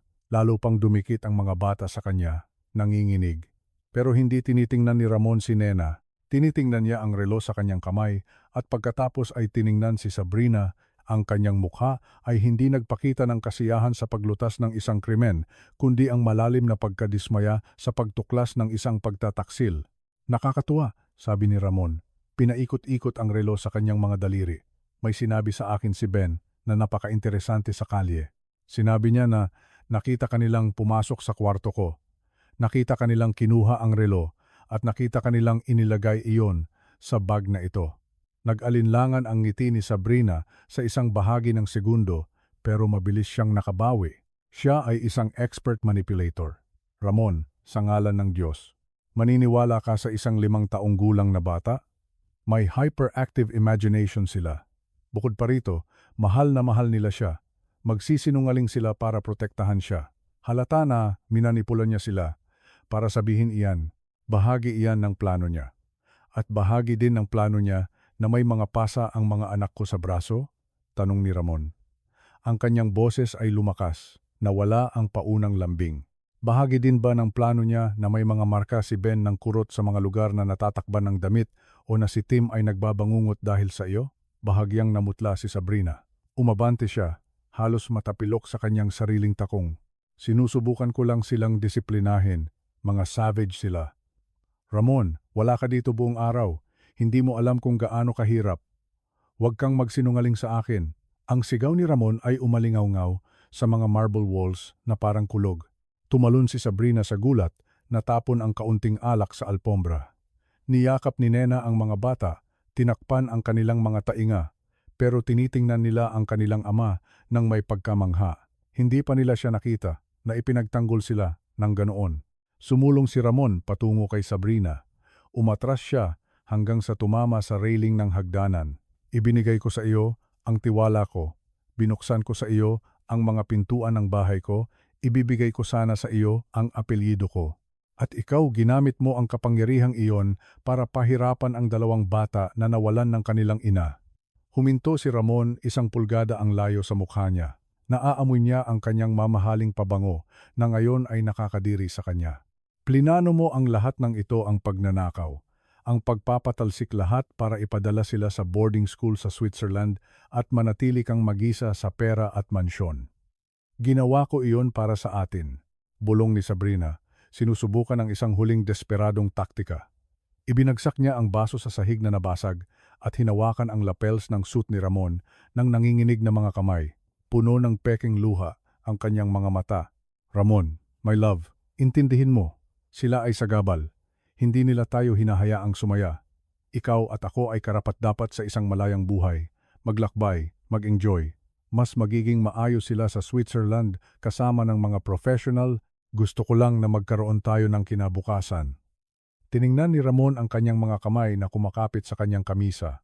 Sa isang marahas at punong-puno ng pandidiri na galaw, inalis niya ang mga iyon na parang mga makamandag na insekto. Kinabukasan, tumawa si Ramon. Isang tuyo at walang katatawanan na tawa. Hindi mo gusto ang kinabukasan kasama ako. Gusto mo ang credit card ko. At para makuha iyon, handa mong isakripisyo ang kaligayahan ng mga anak ko. Itinaas ni Ramon ang Rolex sa hangin. Ang relo na ito, sabi niya, tinitingnan iyon ng may paghamak, sabi mo, favorite mo, na sumisimbolo sa walang hanggang pag-ibig natin. Sa isang marahas na galaw, inihagis ni Ramon ang gintong relo sa pinakamalayong pader na bato. Ang impact ay brutal. Sumabog ang Swiss precision mechanism. Tumalon sa hangin ang diamante at naging pulbos ang salamin. Ang relo ay nasira sa sahig. Sumigaw si Sabrina. Tinakpan ang kanyang bibig ng mga kamay. Natatakot sa pagkasira ng isang bagay na napakahalaga. Iyan ang halaga ng pagmamahal mo para sa akin ngayon, Sabrina, sabi ni Ramon sa isang malamig na kalmado. Basura.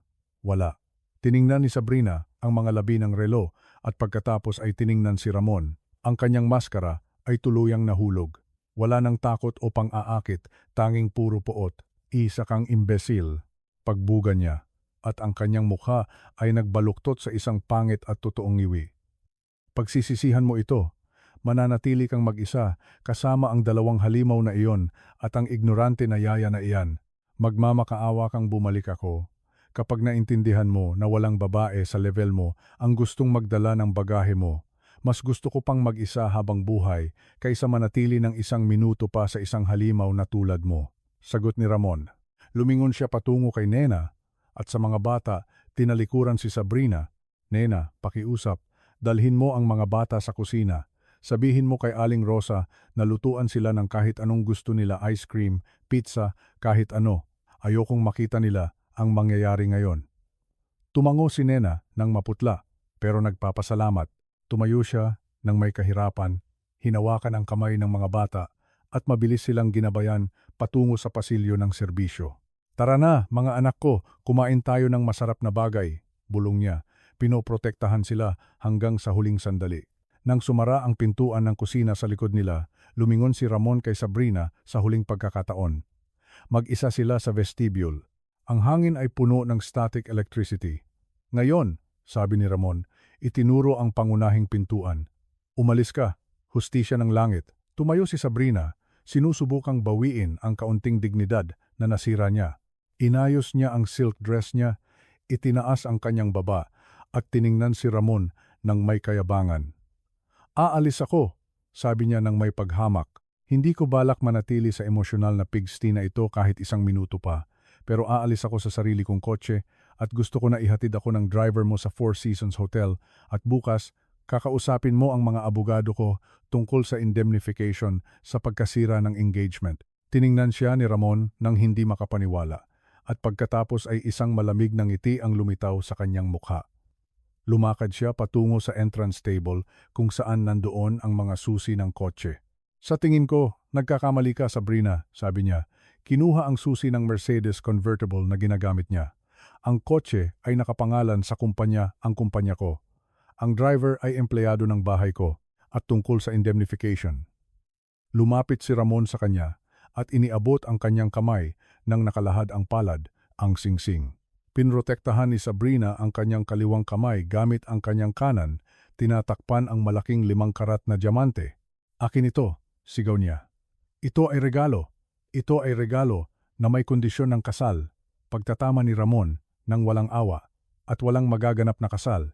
Ibalik mo iyan o isinusumpa ko sa Diyos na tatawagan ko ang pulis at irereklamo kita para sa pagnanakaw ng relo.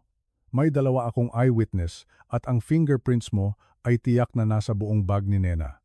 Ikaw ang magdesisyon. Ibibigay mo ba sa akin ang singsing at aalis ka ng naglalakad o aalis ka ng nakaposas sa patrol car? Nanginginig si Sabrina sa galit. Alam niyang talo siya. Alam niyang may kapangyarihan at resources si Ramon para tuparin ang kanyang banta. Sa mabilis at marahas na galaw, hinugot niya ang singsing mula sa kanyang daliri, halos masaktan ang kanyang balat at inihagis iyon sa dibdib ni Ramon. Kunin mo ang bato mo, sigaw niya.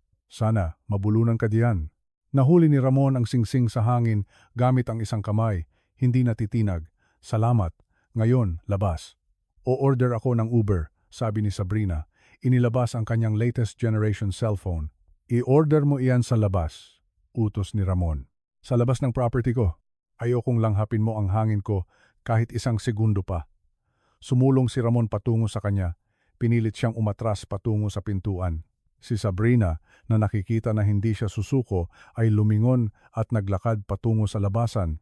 Nang buksan niya ang pintuan, pumasok ang liwanag ng paglubog ng araw sa vestibule, nililiwanagan ang pag-alis ng villain.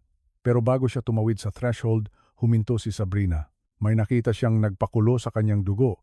Sa pasilyo na nag-uugnay sa kusina, nakasilip ng discreetly sina Aling Rosa, Manang Juana, at ang hardinero, si Tatang Manuel ang mga service staff, ang mga taong ininsulto, binaliwala, at tinrato ni Sabrina na parang mga muebles sa loob ng ilang buwan ay nandoon ng tahimik. Wala silang sinasabi, pero sa kanilang mga mukha ay may malalim na kasiyahan, isang tahimik na kagalakan. Si Aling Rosa ay may bahagyang ngiti sa kanyang mga labi. Nag-aalis ng sombrero si Tatang Manuel at bahagyang tumango patungo kay Ramon. Naramdaman ni Sabrina na hubad siya sa kanilang mga tingin. Alam niyang ipinagdiriwang nila ang kanyang pagbagsak. Ano ang tinitingnan niyo, mga tanga? Sigaw ni Sabrina sa kanila na wala ang kontrol sa huling pagkakataon. Mga pulubi pa rin kayong katulong. Walang sumagot. Ang kanyang insulto ay nahulog sa kawalan. Walang lakas. Wala na siyang kapangyarihan. Ang kanyang boses ay hindi na nagdudulot ng takot, tanging awa. Lumapit si Ramon sa pintuan. Paalam, Sabrina, sabi niya. Lumabas si Sabrina sa porch. Ang kaibahan ay brutal. Isang oras ang nakalipas, siya ang ginang ng bahay na nagbibigay ng utos at umiinom ng alak. Ngayon, nakatayo siya sa kalye.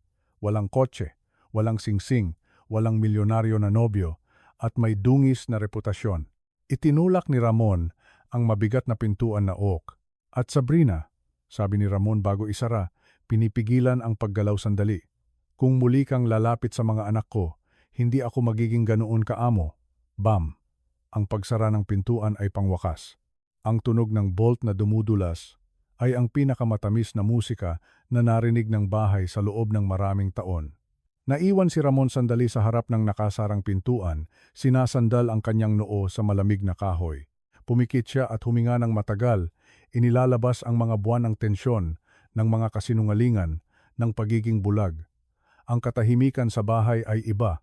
Ngayon, hindi na iyon nakakabigat at takot na katahimikan. Ito ay isang malinis na katahimikan, isang katahimikan ng kapayapaan. Lumingon si Ramon at nakita ang kanyang mga empleyado na nakatingin sa kanya ng may paggalang at sa unang pagkakataon, may tunay na pagmamahal.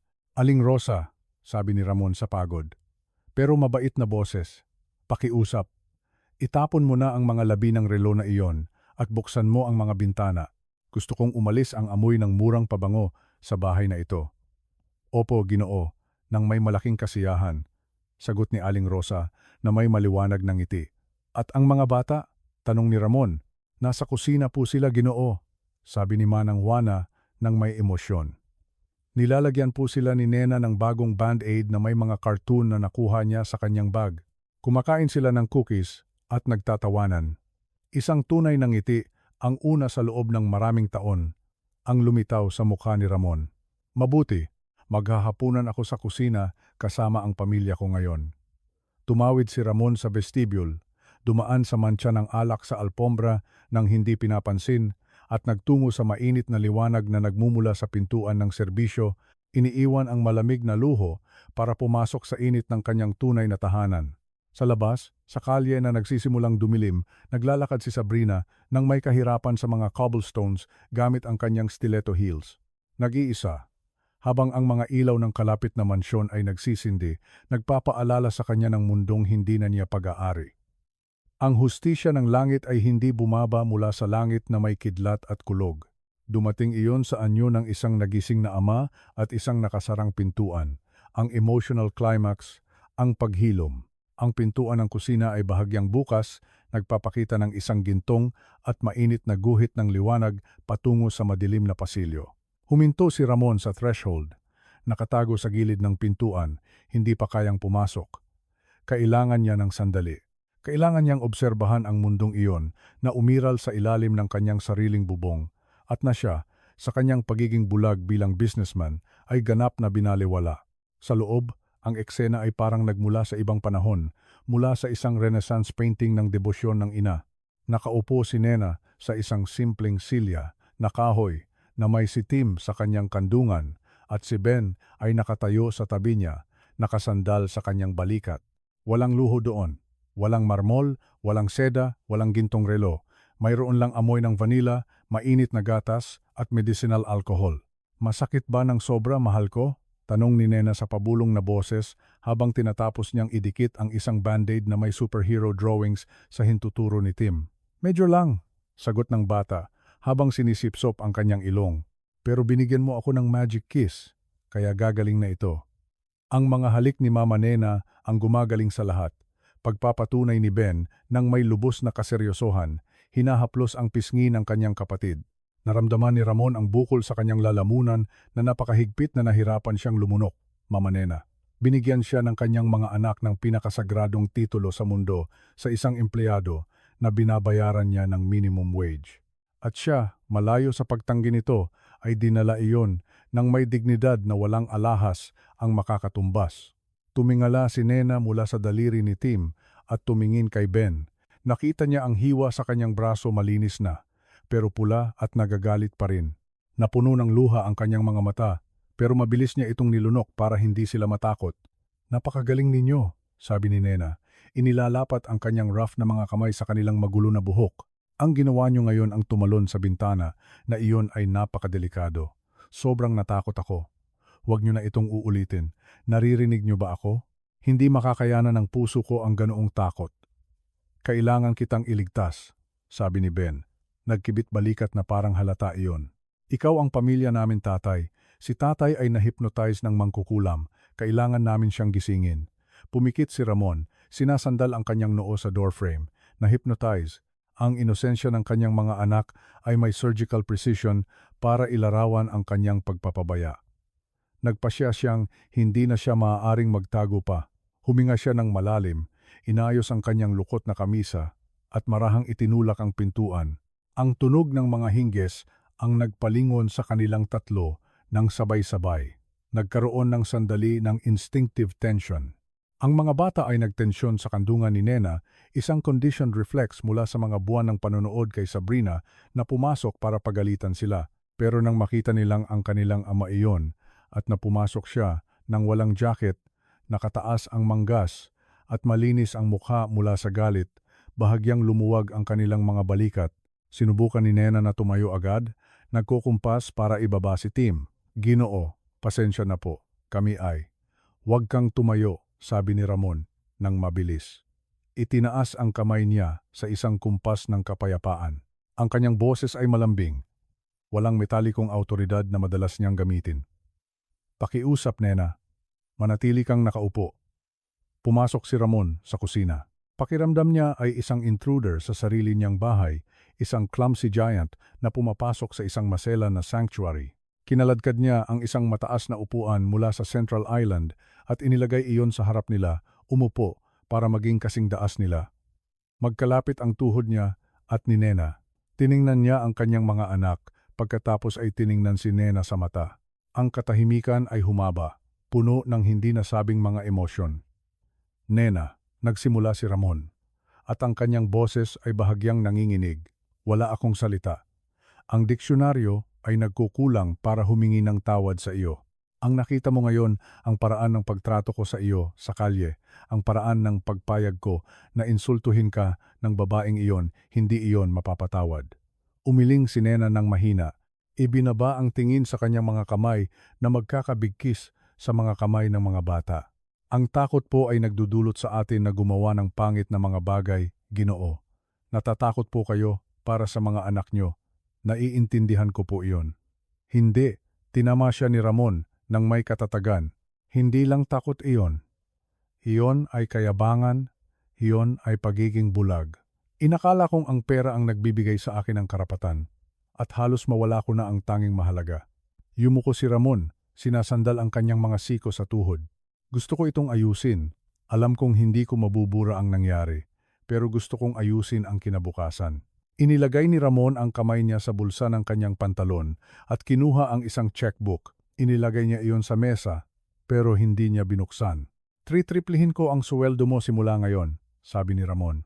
Mabilis na nagsasalita, sinusubukang gamitin ang kanyang karaniwang business language para ayusin ang emosyonal na problema. Magkakaroon ka ng pribadong medical insurance para sa iyo at sa iyong mga magulang sa probinsya, may bayad na bakasyon, sarili mong kotse kung gusto mo, at ibabalik ko ang kwarto mo. Reregaluhan namin iyon ayon sa gusto mo. Hiling ko lang na huwag kang umalis. Huwag mo kaming iwan. Tiningnan ng mga bata si Nena ng may malaking mata, naghihintay ng kanyang sagot. Mahigpit na hinawakan ni Tim ang kanyang kamay. Tiningnan ni Nena ang checkbook sa mesa. Pagkatapos ay tiningnan niya ang desperadong mukha ni Ramon. Isang malungkot at matamis na ngiti ang lumitaw sa kanyang mga labi. Sa isang walang hanggang lambing, itinulak niya ang checkbook pabalik kay Ramon. Itabi niyo po ang pera niyo, Don Ramon. Natigilan si Ramon. Bumalik ang takot sa kanyang mga mata. Hindi iyon sapat, Nena? Maaari akong magbayad ng mas mataas? Sabihin mo sa akin ang halaga kahit ano. Ibigay mo ang presyo mo. Iyan ang problema, Ginoo, sabi ni Nena. At ang kanyang boses ay nagkaroon ng bagong katatagan. Isang moral na autoridad na nagpadama sa kanya na parang higante sa silya na kahoy. Sa tingin niyo po ba? Trabaho ito? Sa tingin niyo po ba? Inalagaan ko sina Ben at Tim dahil sa check na ibinibigay niyo sa akin tuwing kinsenas? Hinaplos ni Nena ang ulo ni Tim na pumikit sa pagdampi. Hindi po ako sumalampak sa sahig ngayon para sa pera. Hindi ko po tiniis ang mga insulto ni Binibining Sabrina para sa pera. Ginawa ko po iyon dahil mahal ko sila. Tiningnan ni Nena si Ramon ng diretsyo sa kaluluwa. Walang payroll ang pagmamahal, Ginoo. Kung mananatili ako, hindi iyon dahil sa triple na sweldo. Iyon ay dahil kailangan ako ng mga batang ito at dahil hindi ko alam kung paano mabuhay nang hindi nakikita silang lumaki. Naramdaman ni Ramon na ang huling barrier ng kanyang ego ay gumuho. Inalis niya ang kamay niya mula sa checkbook na parang nasusunog. Napagtanto niya kung gaano kaliit ang kanyang mundo ng pananalapi kumpara sa emosyonal na universe ng mapagpakumbabang babaeng iyon. Tama ka, bulong ni Ramon, ibinaba ang kanyang ulo, nahihiya muli. Isa akong tanga, patuloy kong sinusubukang bilhin ang hindi mabibili. Hindi ka tanga, tatay, sabi ni Ben nang bigla. Kumala siya kay Nena at sumulong patungo sa kanyang ama. Inilagay niya ang kanyang maliit na kamay na may bagong band-aid sa tuhod ni Ramon. Nawawala ka lang, tulad ng kapag nawawala kami sa supermarket at umiiyak kami. Pero natagpuan na namin kayo. Tumingala si Ramon, nabasa ang mga mata. Tiningnan niya ang kanyang anak, napakatalino para sa kanyang edad, hinulma sa sakit ng kawalan ng ina at pagpapabaya ng ama. Kinuha ni Ramon ang kamay ni Ben at hinalikan iyon. Pagkatapos ay tumingin siya kay Nena. Kung gayon mananatili ka? Tanong niya sa vulnerability ng isang bata. Mananatili ako. Pagpapatunay ni Nena na nakangiti. Pero may isang kondisyon. Kahit ano, sabi ni Ramon agad. Kailangan niyo pong maging presente, sabi ni Nena. Itinuro siya. Maaari ko silang alagaan, maaari ko silang pakainin at gamutin ang kanilang mga sugat, pero hindi ko maaaring maging ama nila. Kailangan nila kayo, hindi ang lalaking pumipirma ng checks, kundi ang lalaking naglalaro sa sahig at nagbabasa ng kwento. Kung muli kayong maglalaho sa opisina niyo at iiwan niyo kaming mag-isa, kung gayon, aalis ako dahil hindi ako magiging kasabwat sa isa pang pag-iwan. Tumango si Ramon ng taimtim. Ito ay isang patas na kasunduan. Ito ang kasunduan ng kanyang buhay. Tapos na ang kasunduan, sabi ni Ramon. Iniabot ang kanyang kanang kamay kay Nena. Sa pagkakataong ito, hindi nag-alinlangan si Nena dahil sa kanyang marumi o rough na mga kamay. Mahigpit niyang hinawakan ang kamay ni Ramon. Ito ay isang kasunduan na sinelyuhan sa kusina, nang walang mga abogado, nang walang mga notaryo, pero mas nakatali kaysa sa anumang business contract. UP, sabay na sigaw ng kambal, sinira ang kataimtiman ng sandali. Tumalon si Tim mula sa kandungan ni Nena at sumampa sa mga braso ng kanyang ama. Sumama si Ben sa yakap. Tinanggap sila ni Ramon. Inilibing ang kanyang mukha sa kanilang mga leeg, nilalanghap ang amoy ng pagkabata na halos nawala na sa kanya habang buhay. Tinitingnan sila ni Nena na malayang gumugulong ang luha sa kanyang mga pisngi. Pakiramdam niya na sa wakas ay tapos na ang bagyo, ang pagbabago ng papel. Ang araw ay tuluyang lumubog at binalot ng gabi ang mansyon, pero sa kusina, ang liwanag ay maliwanag at ang kapaligiran ay parang piyesta. Gutom na ako, inihayag ni Tim. Sinira ang sentimental na sandali sa biological urgency ng isang 5 taong gulang na bata. Sobrang gutom. Tumawa si Ramon, pinunasan ang kanyang mga mata ng discreetly sa likod ng kanyang kamay. Sige, Mr. Wolf, ano ang gusto mong kainin? Pwede tayong mag-order ng kahit ano. Sushi, pizza, burger. Hindi, sigaw ng dalawa. Gusto namin ng pancakes ni Nena, kumindat si Ramon. Pancakes para sa hapunan? Tiningnan niya si Nena ng nalilito. Masustansiya ba iyon? Tumayo si Nena, inayos ang punit niyang apron, nasuot pa rin niya. Minsan, Ginoo, mas kailangan ng kaluluwa ang asukal kaysa sa mga bitamina. Ngayon ay pancake night ng pagdiriwang. Kung pancakes, sige, pahintulot ni Ramon. Tumayo siya. Ako. Tatawagan ko si Aling Rosa para ihanda iyon. Hindi, sabi ni Nena. Pinigilan siya ng isang nakakatawang tingin. Umalis na sina Aling Rosa at Manang Juana para magpahinga. Nagkaroon sila ng mahabang araw sa lahat ng show ni Binibining Sabrina. Tiningnan ni Ramon ang malaking kusina, puno ng stainless steel na appliances na parang mga kontrol ng isang spaceship. Kung gayon ikaw ang gagawa, tayo ang gagawa, pagtatama ni Nena. At kapag sinabi kong tayo, kasama ang lahat, kasama na kayo, Don Ramon. Ako? Umabante si Ramon ng may alarma. Nena, hindi ako marunong magluto. Ang tanging alam kong gawin sa kusina ay kumuha ng tubig at minsan nahuhulog ang yelo. Sinusunog ko ang tubig, Nena! Tumawa sina Ben at Tim, tinatakpan ang kanilang mga bibig. Madali lang, tatay, sabi ni Ben. Hinawakan ang kamay niya at kinaladkad siya patungo sa pantry. Batihin mo ang mga itlog. Nakakatuwa iyon. At sa ganoon, nagsimula ang tunay na pagbabago.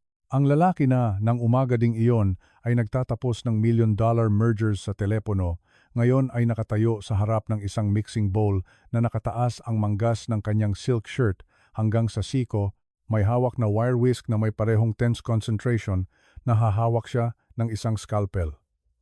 Dahan-dahan Ginoo, tagubilin ni Nena, na nasa tabi ng kalan at nagpapainit ng mantikilya. Kung mabilis kayong magbabatid, i-decorate niyo ang mga pader ng harina. Ito ay isang efficiency technique, biro ni Ramon, kahit na binawasan niya ang bilis.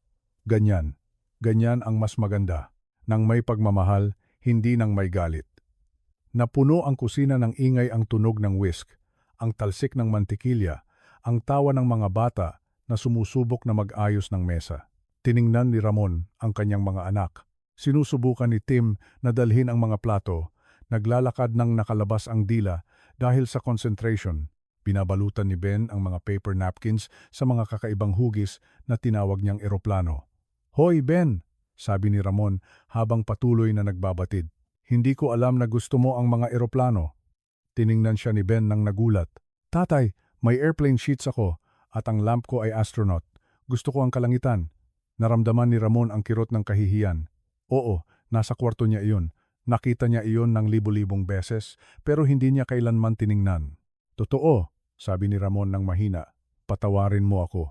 Simula ngayon, mas titingnan ko ng maigi. Nangangako ako sa iyo na isang araw dadalhin kita para makita ang totoong mga eroplano sa airport hangar. Sasakay tayo sa isa." Ang mga mata ni Ben ay kumikinang ng may tindi na mas mahalaga kaysa sa lahat ng stock market. "Talaga? Kayo at ako? Ikaw, ako, si Tim, at si Nena. Lahat tayo." "UP," sigaw ni Tim. Halos matapon ang isang plastic cup. Nang handa na ang butter, nagsimulang magbuhos si Nena ng perpektong bilog sa mainit na kawali.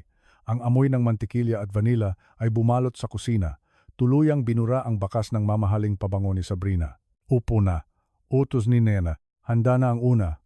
Umupo si Ramon hindi sa dulo ng mesa, na wala naman sa kusina, kundi sa isang gilid na upuan, nakasiksik sa pagitan nina Ben at Tim. Hinain ni Nena ang mga plato at sa pagtataka ni Ramon, naghain siya ng isa para sa sarili niya at umupo sa harap nila. "Kain po," sabi niya ng natural. Tiningnan ni Ramon ang kanyang plato, isang gintong pancake, umuusok, na may kaunting pulot. Tiningnan niya ang magkabilang gilid niya. Ang kanyang mga anak ay kumakain nang may kasakiman na mantsahan ang kanilang mga pisngi. Tiningnan niya sa harap, kumain si Nena ng dahan-dahan, nang may natural na ganda na kangiti sa panonood sa mga bata. Kinuha ni Ramon ang fork at kutsilyo, naghiwa ng isang piraso at inilagay iyon sa kanyang bibig. Lasa. Lasa ng tahanan, lasa ng kasimplehan, lasa ng kapatawaran. "Napakasarap," sabi ni Ramon, at hindi siya nagsinungaling. Mas masarap iyon kaysa sa lobster na madalas niyang kainin sa mga charity dinner.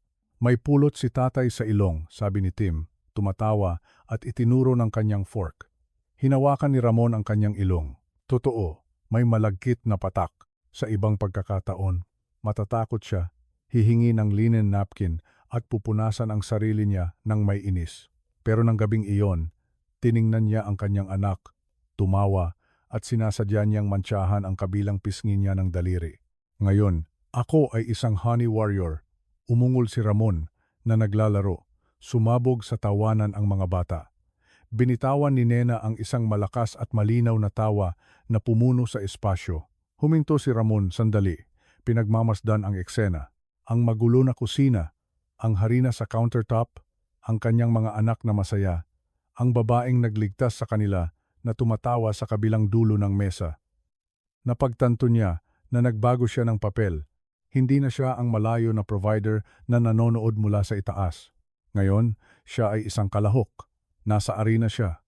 Marumi siya, pagod, emosyonal na naubos. Pero pakiramdam niya ay mas buhay siya kaysa dati.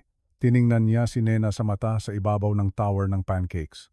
"Salamat," sabi niya, nang tahimik, ginagalaw lang ang kanyang mga labi. Bahagyang tumango si Nena, naintindihan ang mensahe. Tumawid sila sa isang tulay. Ang bangin na naghihiwalay sa boss mula sa empleyado ay napuno ng pancakes at tawanan. Sige, mga warrior, sabi ni Ramon, nagpapanggap na seryoso. Ang matapos ng mauna ay may karapatan na pumili ng kwento ngayong gabi. Ngunit itinaas niya ang kanyang daliri bilang babala. Ako ang magbabasa. Ako ang mananalo, sigaw ni Tim, inilalapag ang isang malaking piraso sa kanyang bibig. Hindi, ako, sagot ni Ben.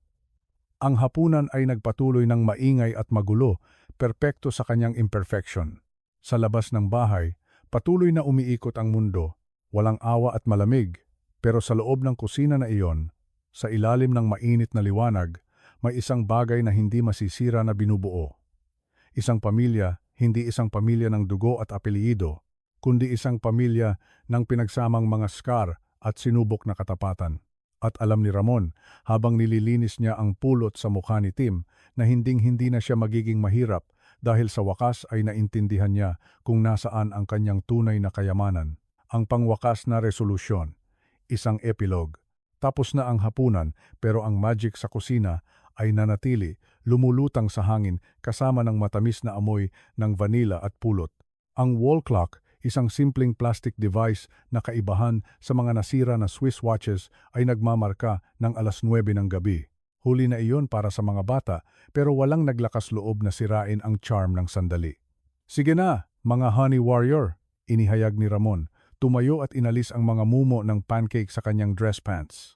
Tapos na ang labanan. Oras na para sa strategic retreat patungo sa mga trenches, ibig sabihin sa kama. Hindi, reklamo ni Tim. Kinukuskos ang kanyang mga mata ng kanyang saradong kamao, pinagtaksilan ng sarili niyang antok. Hindi ako inaantok. Gusto ko pang maglaro. Ang mga mata mo ang nagsasabi ng kabaligtaran. Maliit, sabi ni Nena. Lumapit sa kanya nang may kadalian na ipinanganak mula sa pagsasanay, binuhat siya sa kanyang mga braso. Si Tim, sa kabila ng kanyang reklamo, ay agad na sinandal ang kanyang ulo sa balikat niya, sumuko. Bukas ay may klase. At hulaan niyo kung ano. Bukas, si tatay ang maghahatid sa inyo. Nanlaki ang mga mata ni Ben. Kayo ang maghahatid sa amin? Tanong niya. Tinitingnan si Ramon nang hindi makapaniwala. Hindi ang driver? Ako, pagpapatunay ni Ramon. Aawit tayo sa kotse, pero para mangyari iyon, kailangan yung matulog. Tara na.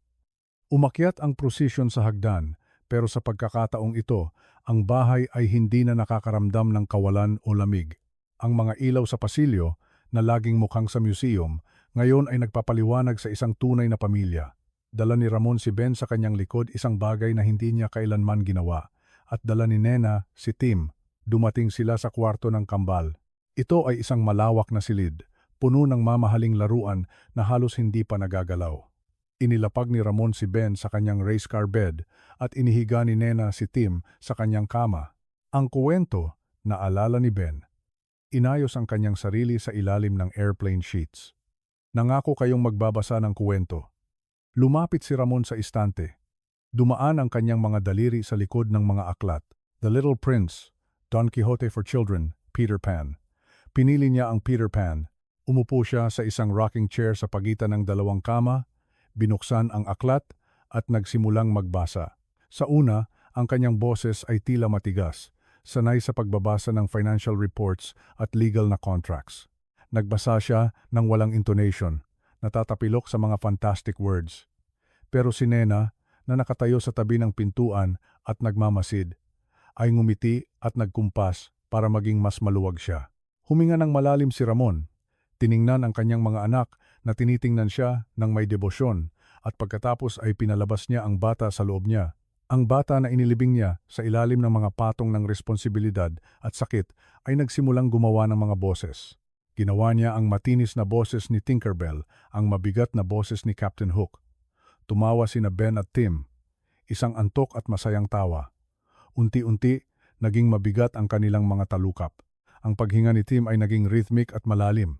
Nagresist pa si Ben ng kaunti, lumalaban para tamasahin ang bawat segundo ng presensya ng kanyang ama, pero sa huli ay sumuko sa pagtulog. Dahan-dahang isinara ni Ramon ang aklat, ang katahimikan sa silid ay sagrado. Tumayo siya nang maingat para hindi mag-ingay ang kahoy na sahig at lumapit sa bawat isa. Hinalikan niya ang noo ni Tim, hinaplos ang benda sa kanyang kamay. Hinalikan niya ang noo ni Ben, hinaplos ang band-aid sa kanyang braso. Magandang gabi, mga mahal ko. Bulong ni Ramon sa basag na boses dahil sa emosyon na pumuno sa kanyang dibdib hanggang sa sumakit. Hindi na kayo kailanman mag-iisa, nangangako ako. Lumingon siya patungo sa pintuan. Nandoon pa rin si Nena, nakasandal sa frame, nakapamaywang at may ekspresyon ng lubos na kapayapaan sa kanyang mukha. Naglakad si Ramon patungo sa kanya at lumabas sila sa pasilyo, iniiwan ang pintuan na bahagyang bukas tulad ng gusto ni Ben para hindi matakot. Magaling po ang ginawa niyo, Ginoo, bulong ni Nena. May talento po kayo sa mga boses ng pirata. Salamat, Nena, sagot niya, nakangiti ng may pagod, pero may liwanag sa kanyang mga mata. Bagamat sa tingin ko, ang boses ni Captain Hook ay medyo parang accountant ko. Naglakad sila ng tahimik sa pasilyo hanggang sa umabot sila sa pangunahing balkonahe, ang parehong lugar kung saan pinanood ni Sabrina ang trahedya kanina. Binuksan ni Ramon ang glass doors at lumabas sila sa malamig na gabi. Ang hangin ay umaamoy sa basang lupa. Sumandal si Ramon sa stone railing, tumitingin sa madilim na kalye sa eksaktong lugar kung saan siya lumuhod ng hapong iyon. Nena, sabi niya nang hindi siya tinitingnan, tumitingin sa kawalan. Ngayon, nagligtas ka ng 3 buhay. Hindi lang ang mga bata, niligtas mo rin ang akin. Tumayo si Nena sa tabi niya, iginalang ang katahimikan ng gabi. Kayo po ang nagligtas sa sarili niyo, Don Ramon. Nagpasya kayong magbukas ng mata. Maraming lalaki sa posisyon niyo ang pumili sa kaginhawaan ng kasinungalingan. Hinayaan nilang manalo si binibining Sabrina para lang hindi harapin ang iskandalo. Pinili niyo po ang katotohanan. Iyan po ay isang pagkilos ng matatapang. Lumingon si Ramon para tingnan siya. Ang liwanag ng buwan ay bumalot sa mukha ni Nena. Pinalambot ang kanyang mga katangian na nagpadama sa kanya na parang isang anghel na guardian na nakasuot ng simpleng damit. Ayokong maging empleyado kita, sabi ni Ramon ng bigla. Nagtensyon si Nena. Ang takot ay kumislap sa kanyang mga mata sa isang segundo. Pinaaalis niyo na po ba ulit ako? Tanong niya sa isang sinulid na boses. Hindi, Diyos ko, hindi. Mabilis siyang tinama ni Ramon, sumulong ng isang hakbang. Ang ibig kong sabihin, ayokong maging isang empleyado ka lang. Ayokong magsuot ka ng uniforme. Ayokong kumain ka sa kusina habang kumakain ako sa dining room. Gusto kong maging bahagi ka nito ng pamilya. Gusto kong maging governess ka ng mga bata, ang kanilang gabay, ang aking life advisor, kung matatawag iyon. Naghanap si Ramon ng mga salita, clumsy na sinusubukang tukuyin ang isang damdamin na nagsisimula pa lang at mas malaki kaysa sa isang work contract. Gusto kong magkaroon ka ng awtoridad na kung makita mong nagkakamali ako bilang ama, may kapangyarihan kang sabihin iyon sa akin nang walang takot na patalsikin kita. Gusto kong maging team tayo. Tinatanggap mo ba? Tiningnan siya ni Nena ng malalim. Nakita niya ang lalaki sa likod ng pera, nakita niya ang kalungkutan na dala niya at ngumiti siya. Tinatanggap ko po na maging bahagi ng team, Ginoo, sabi ni Nena. Pero may isang kondisyon pa. Isa pa. Tumawa si Ramon. Ikaw ay isang matigas na negotiator. Sabihin mo. Huwag niyo po akong tawaging Nena lang o ikaw. Ang pangalan ko po ay Nena Maria. At gusto ko po na magtuto tayo. Kung magiging pamilya tayo, kailangan nating magsalita na parang pamilya. Tumango si Ramon. Pakiramdam niya ay may isa pang bigat na inalis sa kanyang mga balikat. Sige, Nena Maria. At kailangan mong itigil ang pagtawag sa akin ng Ginoo o Don Ramon. Tawagin mo akong Ramon, Asis. Susubukan ko po. Ramon, sabi niya. Sinubukan ang pangalan sa kanyang dila. Kakaiba ang tunog, pero maganda ang tunog. Tunog ng kinabukasan. Nanatili sila doon sandali sa ilalim ng mga bituin, dalawang kaluluwa, mula sa magkaibang mundo na nagbanggaan para iligtas ang pinakamahalaga, ang inosenteng pagmamahal ng dalawang bata. Ang time jump, 1 taon ang nakalipas. Ang parehong kalye ng perpektong cobblestones ay kumikinang sa ilalim ng araw ng hapon, pero sa pagkakataong ito, ang liwanag ay hindi malupit o dramatiko. Ito ay ginto, mainit, isang liwanag ng pagdiriwang. Ang mga puno ay tumubo ng kaunti, at ang mga bulaklak sa mga hardin ay nasa ganap na pagsabog ng tagsibol. Bumukas ang pangunahing pintuan ng mansyon. Walang babaeng umiiyak ang lumabas. Walang maleta na kinaladkad ng may desperasyon. isang tawa ang lumabas. Sina Ben at Tim, ngayon ay 6 na taong gulang at halatang mas matangkad, ay tumakbo patungo sa family car na nakaparada sa pasukan. Hindi na sila nakasuot ng starched at hindi komportable na damit. Nakasuot sila ng superhero t-shirts at shorts na may mga gasgas sa tuhod mula sa paglalaro ng soccer, hindi mula sa pagtakas sa panganib. Ako ang sa bintana. Sigaw ni Tim, tumatakbo patungo sa likod na pintuan. Hindi, ako ang nauna, sagot ni Ben. Tumatawa at marahang tinulak ang kanyang kapatid. Sa likod nila, lumabas si Ramon. Hindi na siya nakasuot ng suit at kurbata. Nakasuot siya ng beige linen pants at puting kamisa na nakataas ang manggas relax, may sunglasses at may dalang portable cooler. Mukha siyang mas bata, hindi na masyadong kulay abo. Ang mga linya ng stress sa kanyang noo ay lumambot, napalitan ng mga linya ng ekspresyon sa paligid ng kanyang mga mata, mga marka ng isang taong madalas ngumiti. At sa huli, lumabas si Nena Maria. Wala nang asul na uniforme, wala nang puting apron, wala nang dilaw na guwantes goma. Nakasuot siya ng isang magaan na summer dress na vibrant coral na nagpatingkad sa kanyang balat na tanned. Ang kanyang buhok, na laging nakatali sa isang mahigpit na bun, ngayon ay nakakalas sa kanyang mga balikat sa malambot na alon. Naglalakad siya ng may kumpiyansa, nakataas ang ulo, may-ari ng kanyang espasyo at ng kanyang kaligayahan. Isinara niya ang pintuan ng bahay, gamit ang susi, isang bahay na hindi na isang bilangguan ng walang kabuluhang mga patakaran, kundi isang tahanan na puno ng ingay, laruan at musika. Kumpleto na ba ang lahat? Tanong ni Nena.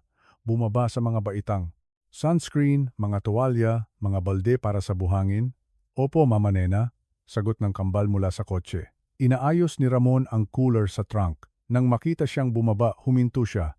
Tinanggal niya ang kanyang sunglasses at tiningnan siya ng may paghanga na hindi niya sinubukang itago. Ang ganda mo ngayon, Nena, sabi niya ng simple at tapat. Bahagyang namula si Nena. Isang ngiti ang nagpapaliwanag sa kanyang mukha. Salamat, Ramon. Hindi ka rin mukhang masama para maging isang matandang businessman, biro niya, kumindat. Tumawa si Ramon at isinara ang trunk. Lumapit siya sa kanya, hindi niya siya hinawakan. Pero ang pagiging malapit sa pagitan nila ay puno ng isang malambot na kuryente, ng isang pangako na hindi na kailangan ng mga salita. Handa na ba para sa unang tunay na bakasyon ng pamilya na ito? Tanong niya. Handa na, sagot niya. Hindi ko pa nakikita ang dagat, Ramon. Salamat sa pagdadala sa amin. Umiling si Ramon at sa isang malambot na galaw, hinawakan niya ang kamay ni Nena. Sa kanyang ring finger, may isang singsing na kumikinang. Hindi ito isang mapagparangalan at bulgar na diamante tulad ng kay Sabrina.